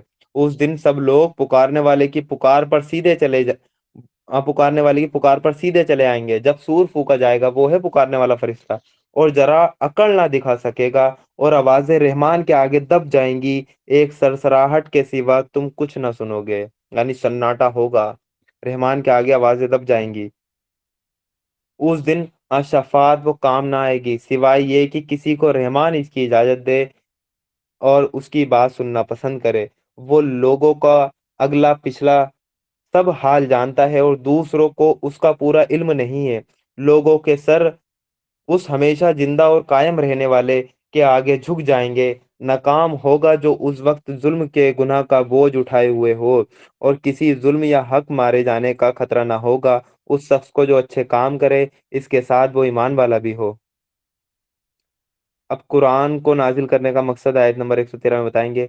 और ए नबी सल्लल्लाहु अलैहि वसल्लम, इस तरह हमने इसे अरबी कुरान बनाकर उतारा है, और इसमें तरह तरह से तंबियां यानी चेतावनियां की हैं, शायद कि ये लोग टेढ़े रास्ते पर चलने से बचें, या इनमें वो कुछ होश के आसार इसकी वजह से पैदा हों। वो बाला और बरतर है, अल्लाह हकीकी बादशाह। और देखो, कुरान पढ़ने में जल्दी ना किया करो, कुरान पढ़ने में जल्दी ना किया करो, जब तक कि तुम्हारी तरफ उसकी वही मुकम्मल ना हो जाए, और दुआ करो कि ये परवरदिगार मुझे और ज्यादा इल्म दे, रब्बी जिदनी इल्मा, रब्बी जिदनी इल्मा। हमने इससे पहले आदम को एक हुक्म दिया था, मगर वो भूल गया, हमने उसमें अज़्म ना पाया। यहाँ से वो किस्सा आदम और इब्लीस का स्टार्ट होता है। याद करो वो वक्त जबकि हमने फरिश्तों से कहा था कि आदम को सजदा करो। वो सब तो सजदा कर गए, मगर एक इब्लीस था कि इनकार कर बैठा। इस पर हमने आदम से कहा कि देखो, ये तुम्हारा और तुम्हारी बीबी का दुश्मन है, ऐसा ना हो कि तुम्हें जन्नत से वो निकलवा दे और तुम मुसीबत में पड़ जाओ। यहाँ तो तुम्हें ये सुख और आराम हासिल है कि ना भूखे नंगे रहते हो, ना प्यास और धूप तुम्हें सताती है। लेकिन शैतान ने उसको फुसलाया, कहने लगा, आदम, बताऊं तुम्हें वो पेड़ जिससे हमेशा रहने वाली जिंदगी और कभी ना खत्म होने वाली सल्तनत हासिल होती है। आखिरकार दोनों मियाँ बीवी उस पेड़ का फल खा गए। नतीजा ये हुआ कि फौरन ही उनकी शर्मगाहें एक दूसरे के आगे खुल गईं, اور لگے دونوں اپنے آپ کو جنت کے پتوں سے وہ ڈھانکنے۔ آدم نے اپنے رب کی نافرمانی کی اور سیدھے راستے سے بھٹک گیا۔ پھر اس کے رب نے اسے چن لیا اور اس کی توبہ قبول کر لی اور اسے راستہ دکھایا اور کہا، تم دونوں فریق یعنی انسان اور شیطان یہاں سے اتر جاؤ، تم ایک دوسرے کے دشمن رہو گے۔ اب اگر میری طرف سے تمہیں کوئی ہدایت پہنچے، جو کہ نبیوں کے ذریعے ہمارے پاس آتی ہے، میری طرف سے تمہارے پاس کوئی ہدایت پہنچے، تو جو کوئی میری اس ہدایت کی پیروی کرے گا وہ نہ بھٹکے گا، نہ بدحالی بدنصیبی میں مبتلا ہوگا، اور جو میرے ذکر یعنی درس نصیحت سے منہ موڑے گا، یعنی اللہ تعالیٰ کی ہدایت سے منہ موڑے گا، اس کے لیے دنیا میں زندگی تنگ ہوگی اور قیامت کے دن ہم اسے اندھا اٹھائیں گے۔ پروردگار، دنیا میں تو میں آنکھوں والا تھا، یہاں مجھے اندھا کیوں اٹھایا؟ یعنی وہی کہے گا کہ دنیا میں تو میں آنکھوں والا تھا، آخرت میں مجھے اندھا کیوں اٹھایا؟ اللہ کہے گا ہاں، اسی طرح تو ہماری آیتوں کو جبکہ وہ تیرے پاس آئی تھی تو نے بھلا دیا تھا، اسی طرح آج تو بھلایا جا رہا ہے۔ یعنی جس طرح تو نے قرآن کو چھوڑ دیا تھا، آج تجھے چھوڑا جا رہا ہے۔ تو اندھا بن گیا تھا قرآن کی طرف سے، آج تو اندھا ہی اٹھے گا۔ اس طرح ہم حد سے گزرنے والے اور اپنے رب کی آیتیں وہ نہ ماننے والوں کو دنیا میں بدلہ دیتے ہیں، اور آخرت کا عذاب زیادہ سخت اور وہ زیادہ دیر تک رہنے والا ہے۔ پھر مشرکین مکہ کے لیے دھمکی آئے گی، پھر کیا ان لوگوں کو اتہاس کے اس سبق سے کوئی رہنمائی نہ ملی؟ اتہاس کے دو سبق بتائیں، آدم علیہ السلام کا اور موسیٰ علیہ السلام کا۔ کوئی رہنمائی نہ ملی کہ ان سے پہلے کتنی ہی قوموں کو ہم ہلاک کر چکے ہیں، جن کی تباہ شدہ بستیوں میں آج یہ چلتے پھرتے ہیں۔ حقیقت میں اس میں بہت سی نشانیاں ہیں ان لوگوں کے لیے جو عقل سلیم رکھنے والے ہیں۔ اگر تیرے رب کی طرف سے پہلے ایک بات طے نہ کر دی گئی ہوتی اور مہلت کی ایک مدت مقرر وہ نہ کی جا چکی ہوتی، تو ضرور ان کا بھی فیصلہ چکا دیا جاتا۔ اب اللہ کے رسول صلی اللہ علیہ وسلم سے خصوصی خطاب آئے گا جو اللہ تعالیٰ نے کیا ہے، اس لیے اے نبی صلی اللہ علیہ وسلم، جو باتیں یہ لوگ بناتے ہیں ان پر صبر کرو، اپنے رب کی تعریف بیان کرنے کے ساتھ اس کی تسبیح کرو، سورج نکلنے سے پہلے، ڈوبنے سے پہلے اور رات کے وقتوں میں بھی تسبیح کرو، دن کے کناروں پر بھی، شاید کہ تم راضی ہو جاؤ۔ یعنی پانچوں وقت کی نماز کی یہاں پہ ٹائمنگ بتا دی۔ اور نگاہ اٹھا کر بھی نہ دیکھو دنیاوی زندگی کی اس شان و شوکت کو جو ہم نے ان میں سے الگ الگ طرح کے لوگوں کو دے رکھی، یعنی دنیا کی طرف کو آنکھ اٹھا کر بھی نہ دیکھو، وہ تو ہم نے انہیں آزمائش میں ڈالنے کے لیے دی ہے، اور تیرے رب کی دی ہوئی حلال روزی ہی بہتر اور باقی رہنے والی ہے۔ اپنے گھر والوں کو نماز کی تاکید کرو، اوپر نماز کے اوقات بتائیں، اب یہاں پہ نماز کی تاکید کرو اور خود بھی اس کے پابند رہو۔ ہم تم سے کوئی روزی نہیں چاہتے، روزی تو ہم ہی تمہیں دے رہے ہیں، اور انجام کی بھلائی وہ تقوی ہی کے لیے ہے۔ اب ہمیں بتایا جائے گا کہ اللہ کے رسول صلی اللہ علیہ وسلم کا اصل جو معجزہ ہے، جو میریکل ہے، وہ یہ قرآن ہے۔ دیکھیں، اور نبیوں کے معجزات تھے جو کہ انہی کے ساتھ چلے گئے۔ موسیٰ علیہ السلام کو معجزہ دیا گیا لاٹھی کا، کیا وہ لاٹھی اگر آج ہمیں مل جائے تو کیا وہ ہمارے ہاتھ پہ بھی وہی اثر کرے گی، وہی کام کرے گی؟ بالکل نہیں کرے گی نا۔ عیسیٰ علیہ السلام کو معجزات دیے گئے، وہ پرندوں میں وہ پھونکتے تھے، وہ زندہ ہو جایا کرتے تھے، اور نابینا کو وہ بینائی عطا کر دیا کرتے تھے۔ کیا وہ ان کے آج معجزات ان کی امت کے کام آ سکتے ہیں؟ بالکل نہیں آ سکتے۔ یعنی جتنے بھی نبیوں کے معجزات تھے ان کے لیے تھے اور ان کے ٹائم کے لیے تھے، اور وہ چلے گئے۔ لیکن اللہ کے رسول صلی اللہ علیہ وسلم کیونکہ آخری نبی ہیں، ان کو ایسا معجزہ دیا گیا ہے جو کہ قیامت تک رہے گا، کیونکہ نبی قیامت تک کے لیے ہیں۔ تو وہ معجزہ قرآن ہے۔ صحیح بخاری میں حدیث ہے کہ اللہ کے رسول صلی اللہ علیہ وسلم کو جو معجزہ دیا گیا وہ قرآن ہے، یہ قرآن ہے۔ اور اللہ تعالیٰ نے کہا اس قرآن کے ذریعے بڑا جہاد کرو۔ بڑا جہاد کرنا ہے کس کے لیے؟ اس قرآن کو لے کر۔ تو قرآن ہے سب سے بڑا معجزہ جو کہ ان آیتوں میں بھی آئے گا اور ہمارے لیے بھی۔ اور اللہ کے رسول کو وہ معجزہ دیا گیا جو اللہ کے رسول کے ہاتھ پہ بھی وہ میریکل تھا، اور آج ان کی امت کے ہاتھ پہ بھی وہ میریکل ہے۔ اسی میریکل کو وہ لوگوں کو دکھا سکتے ہیں کہ یہ ہے ہمارے پاس معجزہ، یہ ہے چیلنج، یا آپ اس سے بہتر قانون بنا کر دکھا دیں، اس کے قانون میں کوئی نسخ یا کوئی وہ کمی نکال کر دکھا دیں۔ اس سے بہتر زندگی گزارنے کا طریقہ بنا کر دکھا دیں، اس جیسی آپ کتاب بنا کر دکھا دیں، یہ معجزہ ہمارے ہاتھ پر بھی ہے اور یہ قیامت تک رہے گا۔ تو وہ کہتے ہیں کہ یہ شخص اپنے رب کی طرف سے کوئی نشانی یعنی معجزہ میریکل کیوں نہیں لاتا، اور کیا ان کے پاس اگلے صحیفوں یعنی آسمانی کتابوں کی تمام تعلیمات کا صاف صاف بیان نہیں آ گیا؟ یعنی یہ کم بڑا معجزات ہے کہ پچھلی قوموں کے واقعات تمہیں بتا دیے پوری طرح۔ اس بات پہ غور و فکر نہیں کر رہے کہ نبی کو ایز اٹ از بات ہی پتہ کیسے چلی؟ نہ وہ موسیٰ علیہ السلام کے ٹائم پہ ہیں، نہ نوح علیہ السلام کے ٹائم پہ تھے، نہ عاد علیہ السلام کے ٹائم پہ تھے، اور ساری بات ایکوریٹلی بتائی گئی۔ یوسف علیہ السلام کا تم نے پوچھا بنی اسرائیل وہ ایجپٹ کیسے گئے، تم میں سے کسی کو نہیں پتا، ہم نے سورہ یوسف نازل کر دی تمہیں بتا دیا ایسے گئی تھی۔ ذوالقرنین کے بارے میں تم نے پوچھا، ذوالقرنین کے بارے میں نبی نے بتا دیا۔ وہ خضر علیہ السلام کے بارے میں تم نے پوچھا، خضر علیہ السلام کے بارے میں نبی نے بتا دیا۔ اصحاب کہف کے بارے میں تم نے پوچھا، نبی نے اصحاب کہف کے بارے میں تم کو بتا دیا۔ یہ کم بڑا معجزہ ہے؟ تو یہی کہ اللہ تعالیٰ نے کہ اگلے صحیفوں یعنی آسمانی کتابوں کی تمام تعلیمات کا صاف صاف بیان، یعنی جو پچھلی کتابوں میں تعلیمات تھی تمہیں صاف صاف بتا دی گئی، یہ سب سے بڑا معجزہ ہے۔ اگر ہم اس کے آنے سے پہلے ان کو کسی عذاب سے ہلاک کر دیتے تو پھر وہ یہی لوگ کہتے کہ یہ ہمارے پروردگار تو نے ہمارے پاس کوئی رسول کیوں نہ بھیجا کہ جلیل اور رسوا ہونے سے پہلے ہم تیری آیتوں کی پیروی کر لیتے۔ یعنی اللہ تعالیٰ نے کہا اگر ہم ان پہ نبی نہیں بھیجتے، ڈائریکٹ عذاب بھیج دیتے نا، تو یہ پھر ہم سے ہی کہتے، ہم سے ہی شکوہ کرتے، اے اللہ کوئی نبی تو بھیج دیتا، کیا پتہ ہم ایمان لے آتے، تو نے تو پہلے ہی عذاب دے دیا۔ تو پھر یہ شکوہ کرتے، لیکن اب نبی آ گئے تو ایمان نہیں لا رہے۔